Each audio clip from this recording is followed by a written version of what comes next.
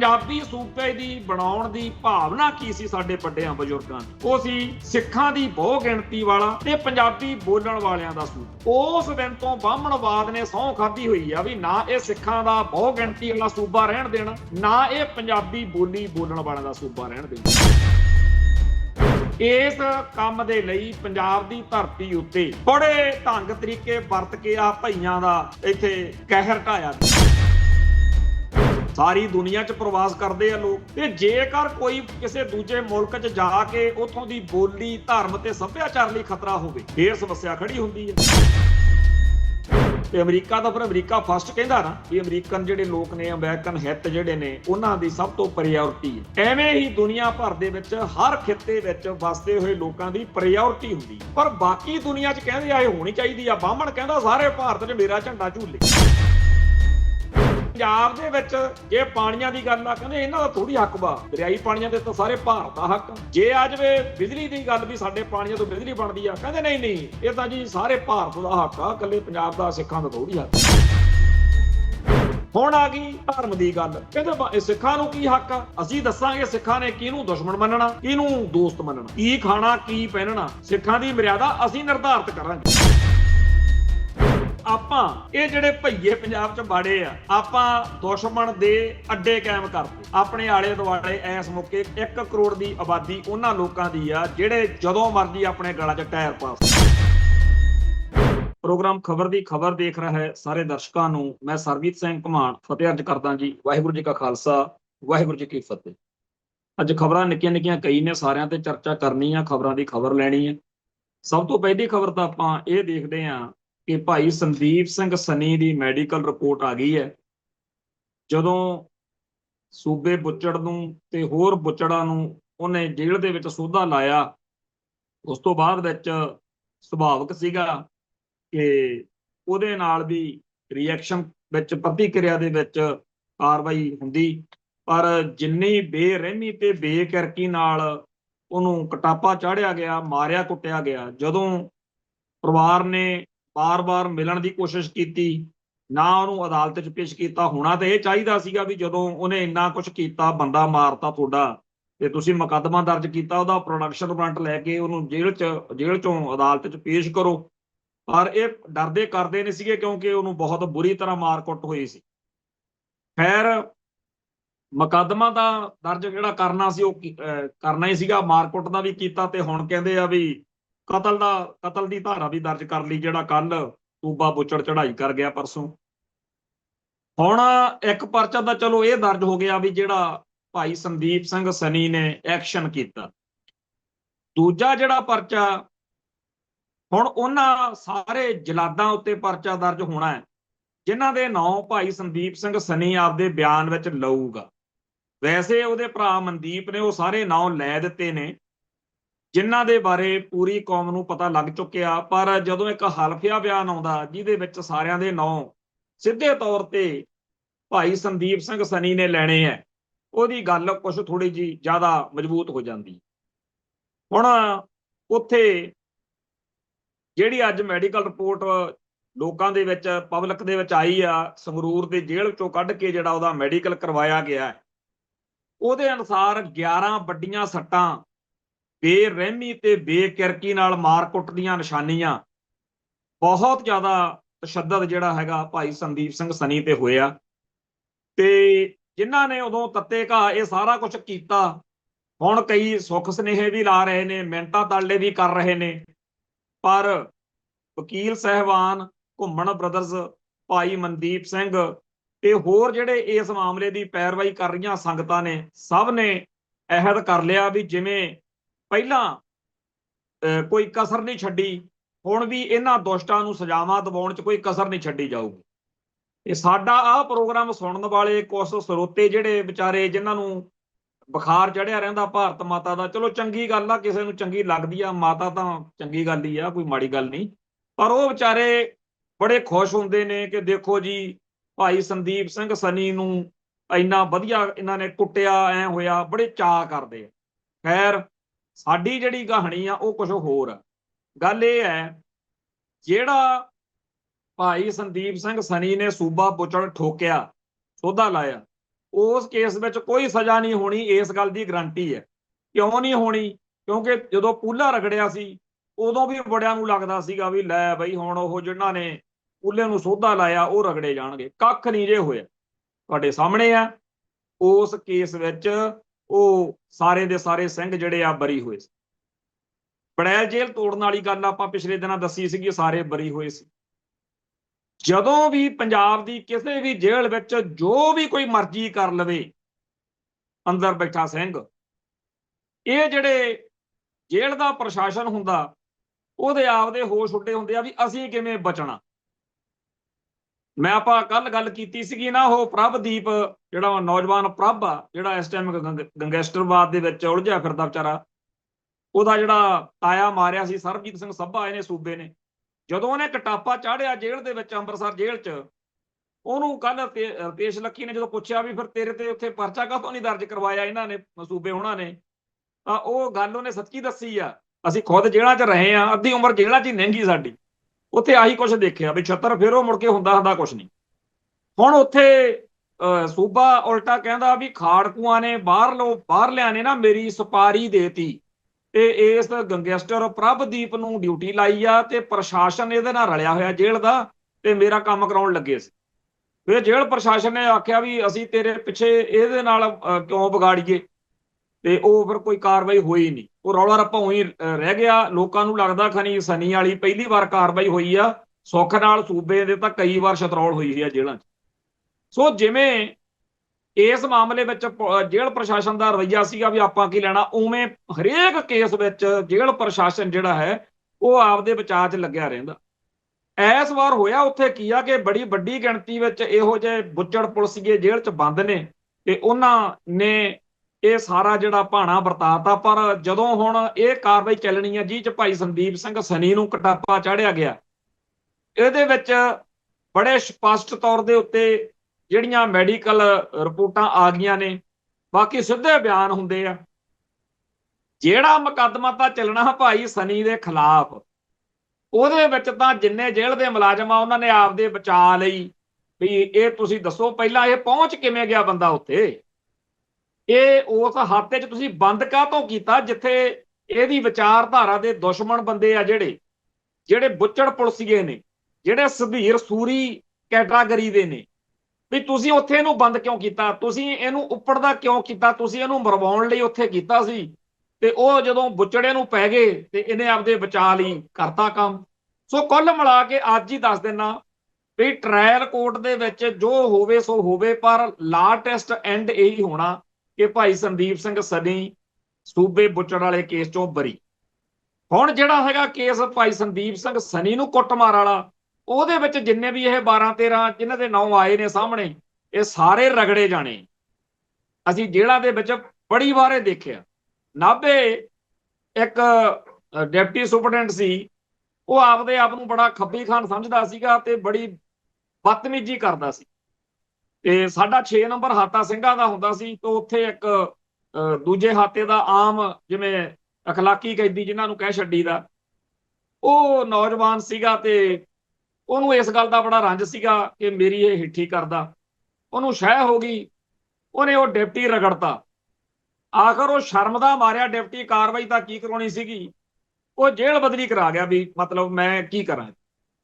ਸੋ ਇਸ ਮਾਹੌਲ ਦੇ ਵਿੱਚ ਜਿਹੜਾ ਅੱਜ ਭਾਈ ਸੰਦੀਪ ਸਿੰਘ ਸਨੀ ਦੀ ਮੈਡੀਕਲ ਰਿਪੋਰਟ ਆ ਗਈ ਆ, ਉਹਦੇ ਨਾਲ ਕੌਮ ਦਾ, ਪੰਥ ਦਾ, ਸੰਦੀਪ ਸਿੰਘ ਸਨੀ ਦਾ ਹੱਥ ਉੱਤੇ ਹੋ ਗਿਆ।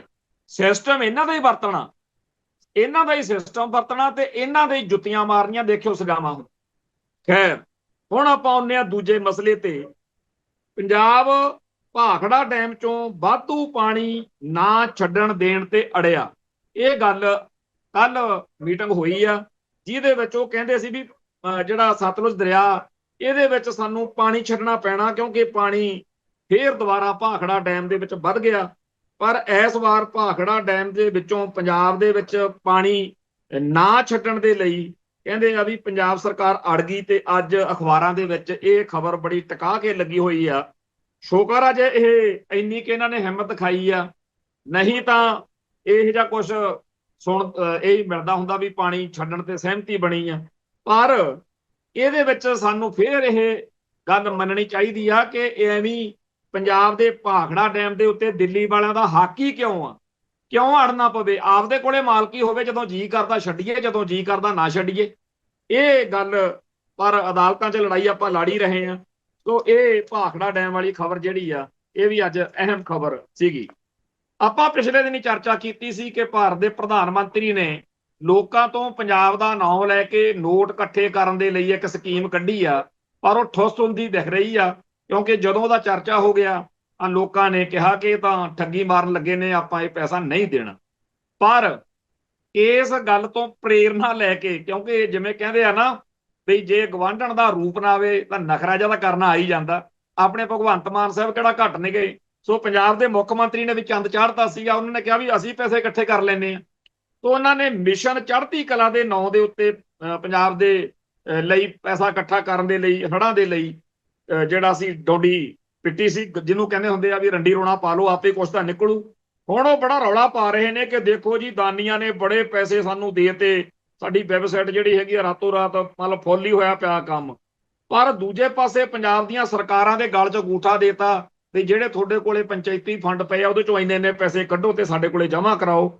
ਜਾਣੀ ਕਿ ਕੁੱਲ ਮਿਲਾ ਕੇ ਇਹ ਜਿਹੜੀ ਰੰਗਲਾ ਪੰਜਾਬ ਸੁਸਾਇਟੀ ਆ, ਇਹਨੂੰ ਲੋਕ ਟਿਚਰਾਂ ਕਰਦੇ ਆ ਕਿ ਉਧਰੋਂ ਮੋਦੀ ਲੁੱਟਣ ਤੇ ਬੈਠਿਆ, ਇਧਰੋਂ ਭਗਵੰਤ ਮਾਨ, ਤੇ ਦੋਨੇ ਸਰਕਾਰਾਂ ਨੇ ਪੰਜਾਬ ਨੂੰ ਦੇਣਾ ਦੂਣਾ ਕੱਖ ਨਹੀਂ। ਤੇ ਇਹ ਜਿਹੜਾ ਪੈਸਾ ਕਿਹਨਾਂ ਨੇ ਦੇਣਾ? ਭਲਾ ਉਹਨਾਂ ਨੇ ਦੇਣਾ ਜਿਹੜੇ ਪੰਜਾਬ ਦਾ ਦਰਦ ਰੱਖਦੇ ਆ। ਫਿਰ ਉਹ ਭਾਈ ਜਿਹੜੀਆਂ ਪੰਜਾਬ ਦੀਆਂ NGO ਨੇ, ਜਿਹੜੀਆਂ ਪੰਜਾਬ ਦੀਆਂ ਇੱਥੇ ਖਾਲਸਾ ਏਡ ਵਰਗੀਆਂ ਜਾਂ ਹੋਰ ਸੰਸਥਾਵਾਂ ਨੇ, ਜਾਂ ਆਮ ਸਿੱਖਾਂ ਰਾਹੀਂ ਸਿੱਧੇ ਕਾਹਤੋਂ ਨਾ ਦੇ ਦੇਣਗੇ? ਤੁਹਾਡੇ ਵਿੱਚ ਦੀ ਕੀ ਆਉਂ ਦੇਣਾ ਜੀ ਉਹਨਾਂ ਨੇ? ਜੇਕਰ ਸਿੱਖਾਂ ਤੋਂ ਪੈਸਾ ਲੈ ਕੇ ਸਾਰੀ ਦੁਨੀਆ ਚੋਂ ਭਗਵੰਤ ਮਾਨ ਜਾਂ ਮੋਦੀ ਕਹਿੰਦਾ ਮੈਂ ਪੰਜਾਬ ਨੂੰ ਦਊਂ, ਫਿਰ ਤੁਹਾਡਾ ਨਾਂ ਜ਼ਰੂਰ ਉੱਚਾ ਕਰਾਉਣਾ। ਫਿਰ ਤਾਂ ਜਥੇਦਾਰ ਕੁਲਦੀਪ ਸਿੰਘ ਗੜਗੱਜ ਨੇ ਵੀ ਇੱਕ ਜਥੇਬੰਦਕ ਤੌਰ ਤੇ ਉਪਰਾਲਾ ਕੀਤਾ ਹੈਗਾ। ਅੱਜ ਉਹਦੀ ਵੀ ਖਬਰ ਸਾਰੇ ਪਾਸੇ ਆਈ ਆ ਕਿ ਉਹਨੇ ਪੋਰਟਲ ਲਾਂਚ ਕਰਤਾ ਹੈਗਾ, ਤੇ ਉਹਦੇ ਰਾਹੀਂ ਜਿੱਥੇ ਜਿੱਥੇ ਲੋੜ ਆ, ਜਿਵੇਂ ਜਿਵੇਂ ਲੋੜ ਆ ਹੜ੍ਹਾਂ ਵਾਲੇ ਇਲਾਕਿਆਂ 'ਚ, ਉੱਥੇ ਮਤਲਬ ਕੰਮ ਜਿਹੜਾ ਹੈਗਾ ਚੱਲ ਪੈਣਾ। ਤੋਂ ਅਗਲੀ ਜਿਹੜੀ ਗੱਲ ਆ ਇਹ ਆ ਕਿ ਹੜ੍ਹ ਮਾਰੇ ਇਲਾਕਿਆਂ ਦੇ ਵਿੱਚ ਹੁਣ ਨਵੀਆਂ ਸਮੱਸਿਆਵਾਂ, ਬਿਮਾਰੀਆਂ ਬਹੁਤ ਆ ਰਹੀਆਂ ਨੇ, ਤੇ ਹੜ੍ਹ ਪ੍ਰਭਾਵਿਤ ਇਲਾਕਿਆਂ ਦੇ ਵਿੱਚ ਕਈ ਤਰੀਕੇ ਦੀਆਂ ਨਵੀਆਂ ਵਿਪਤਾਵਾਂ ਆ ਗਈਆਂ ਨੇ। ਹੁਣ ਉਹ ਜਿਹੜੀ ਗਾਰ ਜੀ ਆ ਉਹ ਕੱਢਣ ਦੇ ਲਈ ਜਿੱਥੇ ਥਾਂ ਥਾਂ ਤੋਂ ਲੋਕਾਂ ਦੇ ਵਿੱਚ ਹੁਣ ਖਲਬਲੀ ਵੀ ਆ। ਮੈਂ ਇਹ ਗੱਲ ਤਾਂ ਦੱਸਣੀ ਚਾਹੁੰਦਾ ਆਪਣੇ ਸਰੋਤਿਆਂ ਨੂੰ ਕਿ ਆਪਾਂ ਜਦੋਂ YouTube ਤੇ ਸੋਸ਼ਲ ਮੀਡੀਆ ਤੇ ਕੁਝ ਵੀਡੀਓ ਦੇਖਦੇ ਆ, ਆਪਾਂ ਭਾਵੁਕ ਹੋ ਜਾਂਦੇ ਆ। ਉਹ ਗੱਲ ਇਹ ਆ ਕਿ ਹਰੇਕ ਬੰਦਾ ਜਦੋਂ ਆਪਦੇ ਖੇਤ 'ਚ ਜਾਂਦਾ, ਉਹਦਾ ਰੋਣ ਨਿਕਲਦਾ, ਧਾਹਾਂ ਹੀ ਨਿਕਲਦੀਆਂ ਵੀ ਆਹ ਕੀ ਹੋ ਗਿਆ। ਤੇ ਉੱਥੇ ਫਿਰ ਖੜ ਕੇ ਉਹ ਜਦੋਂ ਵੀਡੀਓ ਲਾਈਵ ਕਰਕੇ ਪਿੱਟਦਾ, ਕਲਪਦਾ, ਕਿ ਮਤਲਬ ਉਹਨੂੰ ਹੁੰਦਾ ਕਿ ਸਭ ਤੋਂ ਪਹਿਲਾਂ ਕਿਤੇ ਮੇਰੇ ਵਾਲੇ ਖੇਤ 'ਚੋਂ ਸਫਾਈ ਹੋ ਜੇ। ਤੇ ਉਹ ਫਿਰ ਉਹ ਤੋਂ ਕਈ ਵਾਰੀ ਬੰਦਾ ਕਹਿ ਬੈਠਦਾ ਜਜ਼ਬਾਤ ਜਾ ਕੇ ਵੀ ਕਿੱਥੇ ਗਈਆਂ ਹੁਣ ਉਹ ਧਿਰਾਂ ਧੜੇ ਜਥੇਬੰਦੀਆਂ ਜਿਹੜੇ ਕਹਿੰਦੇ ਸੀ ਅਸੀਂ ਕਰਾਂਗੇ, ਅਸੀਂ ਫੜਾਂਗੇ ਬਾਂਹ। ਪਰ ਸੱਚਾਈ ਇਹ ਆ ਕਿ ਅਜੇ ਇਸ ਮੌਕੇ ਸਾਰੀਆਂ ਜਿਹੜੀਆਂ ਉਸ ਮੌਕੇ ਜਿਨ੍ਹਾਂ ਨੇ ਐਲਾਨ ਕੀਤੇ ਜਾਂ ਜਿਨ੍ਹਾਂ ਨੇ ਪ੍ਰੋਗਰਾਮ ਉਲੀਕੇ, ਸਾਰੀਆਂ ਜਥੇਬੰਦੀਆਂ ਹੜ੍ਹ ਪੀੜਤ ਇਲਾਕੇ ਦੀ ਸੇਵਾ ਸੰਭਾਲ ਦੇ ਵਿੱਚ ਯਤਨਸ਼ੀਲ ਨੇ। ਤੇ ਲਾਜ਼ਮੀ ਤੌਰ ਤੇ ਪੰਜਾਬ ਜਿਹੜਾ ਹੈਗਾ ਉਹ ਇੱਕ ਦੂਜੇ ਦੀ ਬਾਂਹ ਫੜ ਕੇ ਅੱਗੇ ਵਧੇਗਾ ਤੇ ਖੜਾ ਹੋਵੇਗਾ। ਤੇ ਦਿੱਲੀ ਵਾਲਿਆਂ ਨੇ ਜਿਵੇਂ ਅੱਗੇ ਕਦੇ ਲਾਹੌਰ ਤੋਂ ਹਾਕਮ ਚੜ੍ਹ ਕੇ ਆ ਜਾਂਦਾ ਸੀ, ਕਦੇ ਕਾਬਲ ਤੋਂ, ਕਦੇ ਦਿੱਲੀ ਤੋਂ, ਹੁਣ ਵੀ ਸਾਡੇ ਨਾਲ ਇਹੀ ਕੁਝ ਹੋਣਾ। ਚੰਡੀਗੜ੍ਹ ਦੀ ਸਰਕਾਰ ਨੇ ਤੇ ਦਿੱਲੀ ਦੀ ਸਰਕਾਰ ਨੇ ਪੰਜਾਬ ਨੂੰ ਬਖਸ਼ਣਾ ਕਦੇ ਨਹੀਂ, ਪਰ ਪੰਜਾਬ ਨੇ ਆਪਦਾ ਫਰਜ਼ ਨਿਭਾਉਣ ਤੋਂ ਕਦੇ ਭੱਜਣਾ ਨਹੀਂ।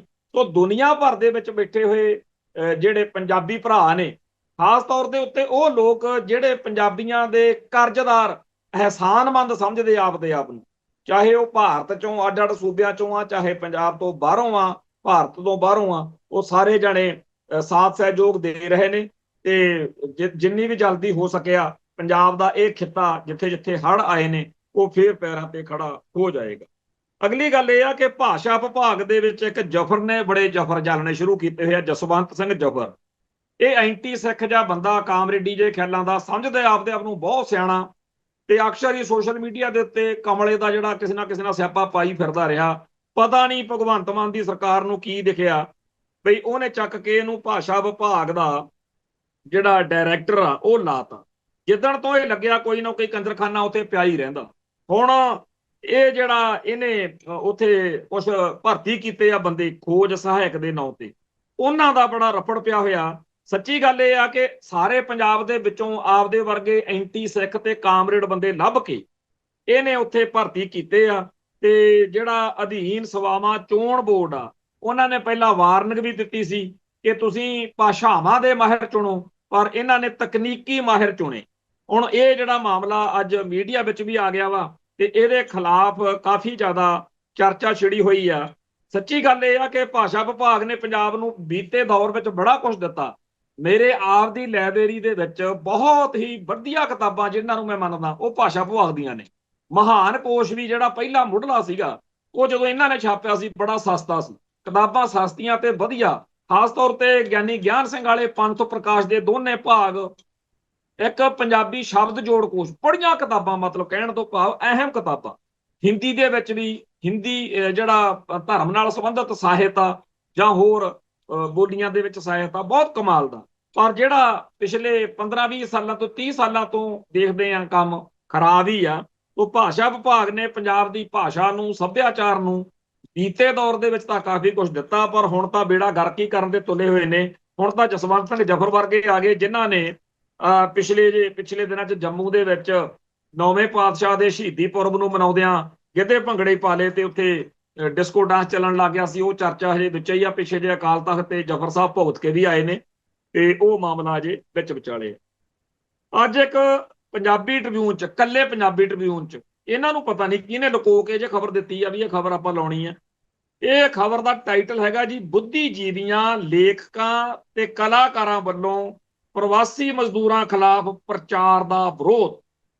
ਹੁਣ ਉਹਦੇ 'ਚ ਜਿੰਨੇ ਪੰਜਾਬ ਦੇ ਵਿੱਚ ਐਂਟੀ ਸਿੱਖ ਕਾਮਰੇਡ ਨੇ ਉਹ ਸਾਰਿਆਂ ਦੇ ਨਾਂ ਲਿਖੇ ਹੋਏ ਨੇ ਵੀ ਇਹਨਾਂ ਸਾਰਿਆਂ ਨੇ ਕਿਹਾ ਜੀ ਵੀ ਪੰਜਾਬ ਦੇ ਵਿੱਚ ਪ੍ਰਵਾਸੀ ਮਜ਼ਦੂਰਾਂ ਨੂੰ ਟਾਰਗੇਟ ਕੀਤਾ ਜਾ ਰਿਹਾ, ਹਿੰਸਾ ਤੇ ਨਫ਼ਰਤ ਫੈਲਾਈ ਜਾ ਰਹੀ ਆ, ਇਹਦੇ ਖਿਲਾਫ ਇਕਜੁੱਟ ਹੋ ਜਾਓ। ਤੇ ਇਹ ਜਿਹੜੇ ਬੰਦੇ ਆ, ਇਹਨਾਂ ਬਾਰੇ ਸਾਰੀ ਕੌਮ ਨੂੰ ਬੜੀ ਸਪਸ਼ਟਤਾ ਨਾਲ ਪਤਾ ਵੀ ਇਹ ਪਿਓ ਦੇ ਪੁੱਤ ਕਦੇ ਵੀ ਪੰਥ ਤੇ ਪੰਜਾਬ ਦੀ ਹਮਾਇਤ ਵਿੱਚ ਨਹੀਂ ਭੁਗਤ। ਜਦੋਂ ਕਦੇ ਵੀ ਲੋੜ ਪਈ ਆ, ਜਦੋਂ ਵੀ ਕਦੇ ਮੌਕਾ ਮਿਲਿਆ, ਇਹ ਖਿਲਾਫ ਹੀ ਭੁਗਤੇ। ਮਤਲਬ ਗਾਰੰਟੀ ਸ਼ੁਦਾ ਐਂਟੀ ਪੰਜਾਬ ਬੰਦੇ ਨੇ ਇਹ। ਪਰ ਕਈਆਂ ਨੂੰ ਬੜਾ ਵਹਿਮ ਪਾ ਕੇ ਰੱਖਦੇ ਆ, ਕਿਉਂਕਿ ਗੱਲਾਂ ਦੀ, ਹੁਣ ਅਸੀਂ ਬੋਲਦੇ ਆ ਸਿੱਧ ਪੱਧਰੀ ਬੋਲੀ, ਸਾਡੀ ਲਿਖਤ 'ਚ ਵੀ ਉਹੋ ਜਿਹੀ ਬੋਲੀ ਹੁੰਦੀ ਆ, ਦਿਲੋਂ ਬੋਲਣਾ। ਅਸੀਂ ਕਿਹੜਾ ਡਰਾਮੇ ਕਰਨੇ ਆ, ਸ਼ੋਸ਼ੇ ਤਾਂ ਛੱਡਣੇ ਨਹੀਂ। ਹੁਣ ਇਹ ਵਧੀਆ ਵਧੀਆ ਗੱਲਾਂ ਹੀ ਕਰਨੀਆਂ ਜਾਣਦੇ ਆ ਤੇ ਸਰੋਤੇ ਨੂੰ ਲੱਗਦਾ ਵੀ ਬੱਲਾ ਬੱਲੇ ਬੜਾ ਜਾਣਕਾਰ। ਅਸਲ ਵਿੱਚ ਇਹ ਸਾਰੇ ਇੱਕ ਤਰੀਕੇ ਨਾਲ ਹਿੰਦੂ ਕੱਟੜਵਾਦ ਦਾ ਹੀ ਬਦਲਵਾਂ ਰੂਪ ਆ। ਉਹਦੀ ABC ਟੀਮ ਜਿਹੜੀ ਮਰਜ਼ੀ ਮੰਨ।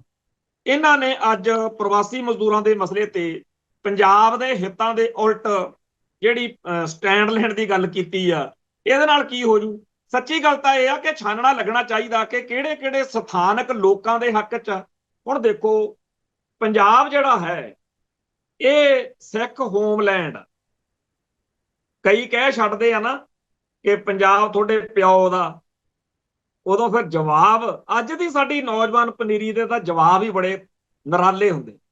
ਪਿੱਛੇ ਜੇ ਇਹ ਗੱਲ ਜਦੋਂ ਚੱਲੀ ਵੀ ਪੰਜਾਬ ਤੁਹਾਡੇ ਪਿਓ ਦਾ, ਗਾਂ ਜਵਾਬ ਦਿੱਤਾ ਇੱਕ ਸਿੱਖ ਨੌਜਵਾਨ ਨੇ, ਕਹਿੰਦਾ ਹਾਂਜੀ ਗੁਰੂ ਸਾਹਿਬਾਨ ਨੇ ਇਹ ਸਾਨੂੰ ਬਖਸ਼ਿਆ, ਪੰਜਾਬ ਤੁਹਾਡਾ, ਨਹੀਂ ਤਾਂ ਅਸੀਂ ਹਜੂਰ ਸਾਹਿਬ ਜਦੋਂ 10ਵੇਂ ਪਾਤਸ਼ਾਹ ਦਾ ਇਸ ਧਰਤੀ ਤੋਂ ਸੱਚਖੰਡ ਜੋਤੀ ਜੋਤ ਸਮਾਉਣ ਦਾ ਉਹ ਸਾਰਾ ਦੌਰ ਚੱਲਦਾ, ਉਦੋਂ ਅਸੀਂ ਦੇਖਿਆ ਕਿ ਬਾਬਾ ਬੰਦਾ ਸਿੰਘ ਬਹਾਦਰ ਨੂੰ ਪੰਜਾਬ ਭੇਜਿਆ ਤੇ ਪੰਜਾਬ ਦੇ ਵਿੱਚ ਹੀ ਉਦੋਂ ਸਿੱਖਾਂ ਦਾ ਰਾਜ, ਸਿੱਖ ਰਾਜ ਕਾਇਮ ਹੋਇਆ।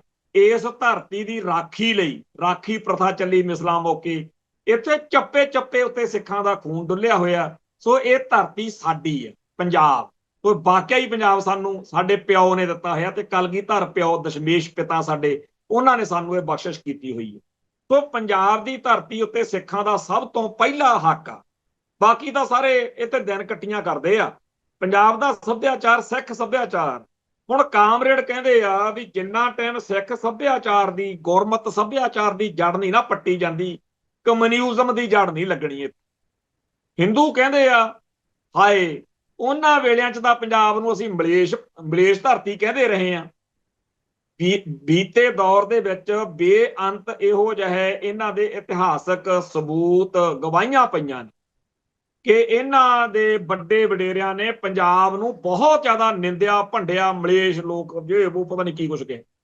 ਹੁਣ ਅੱਜ ਦੀ ਤਰੀਕ ਵਿੱਚ ਪੰਜਾਬ ਜਿਹੜਾ ਹੈਗਾ, ਕਿਉਂਕਿ ਸਾਰੀ ਸ੍ਰਿਸ਼ਟੀ ਦੇ ਵਿੱਚ, ਸਾਰੀ ਦੁਨੀਆ ਵਿੱਚ ਸਭ ਤੋਂ ਵਧੀਆ ਖਿੱਤਾ ਜਿਹੜਾ ਦੁਨੀਆ ਮੰਨਦੀ ਹੈ, ਸਾਰੀਆਂ ਰੁੱਤਾਂ ਇੱਥੇ ਆਉਂਦੀਆਂ ਨੇ ਤੇ ਸਾਰੇ ਭਾਰਤ ਵਿੱਚ ਮੈਂ ਬੜਾ ਘੁੰਮਿਆ, ਕਿਤੋਂ ਚੱਜ ਹਲ ਦਾ ਖਾਣ ਪੀਣ ਨਹੀਂ ਮਿਲਦਾ। ਤੇ ਆਹ ਜਿਹੜੀ ਸਾਡੀ ਧਰਤੀ ਆ, ਇਹਦੇ ਬਾਰੇ ਤਾਂ ਲੋਕ ਕਹਿੰਦੇ ਆ ਬੰਦਾ ਵੱਢ ਕੇ ਦੱਬ ਦੋ, ਉਹ ਵੀ ਹਫ਼ਤੇ ਕੁ ਬਾਅਦ ਉੱਗ ਆਉਂਦਾ ਦੁਬਾਰਾ। ਸੋ ਪੰਜਾਬ ਦੇ ਜਰਖੇਜ ਪਾਉਣ ਪਾਣੀ ਨੇ, ਇੱਥੋਂ ਦੀ ਧਰਤੀ ਨੇ, ਜਿਹੜੇ ਇੱਥੇ ਸੂਰਮੇ ਪੈਦਾ ਕੀਤੇ, ਇੱਥੇ ਪੈਦਾ ਹੋਣ ਵਾਲੇ ਬੰਦਿਆਂ ਨੂੰ ਹਮੇਸ਼ਾ ਸੈਰ ਤਲੀ ਤੇ ਰੱਖਣਾ ਪਿਆ, ਲੜਾਈਆਂ, ਜੰਗਾਂ, ਯੁੱਧਾਂ। ਉਹਦੀ ਕਰਕੇ ਨਾ ਤਾਂ ਹੁਣ ਇੱਥੇ ਵਧੀਆ ਵਧੀਆ ਬੋਲੀ ਵਾਲੇ ਮਿੱਠੇ ਕਿਊਟ ਜੇ ਉਹੋ ਜਿਹੇ ਬੋਲਬਾਲੀ ਹੋ ਸਕੇ, ਕਿਉਂਕਿ ਜਿਸ ਖਿੱਤੇ ਵਿੱਚ 24 ਘੰਟੇ ਖੰਡਾ ਖੜਕਦਾ ਰਵੇ, ਲੋਹਾ ਖੜਕਦਾ ਰਵੇ, ਜੰਗੀ ਮਾਹੌਲ ਹੋਵੇ, ਉੱਥੋਂ ਦੇ ਲੋਕਾਂ ਦਾ ਖਾਣ ਪੀਣ ਵੀ ਇਹੋ ਜਿਹਾ ਹੋਊ, ਬੋਲ ਬਾਣੀ ਵੀ ਉਹੋ ਜਿਹੀ ਹੋਊ।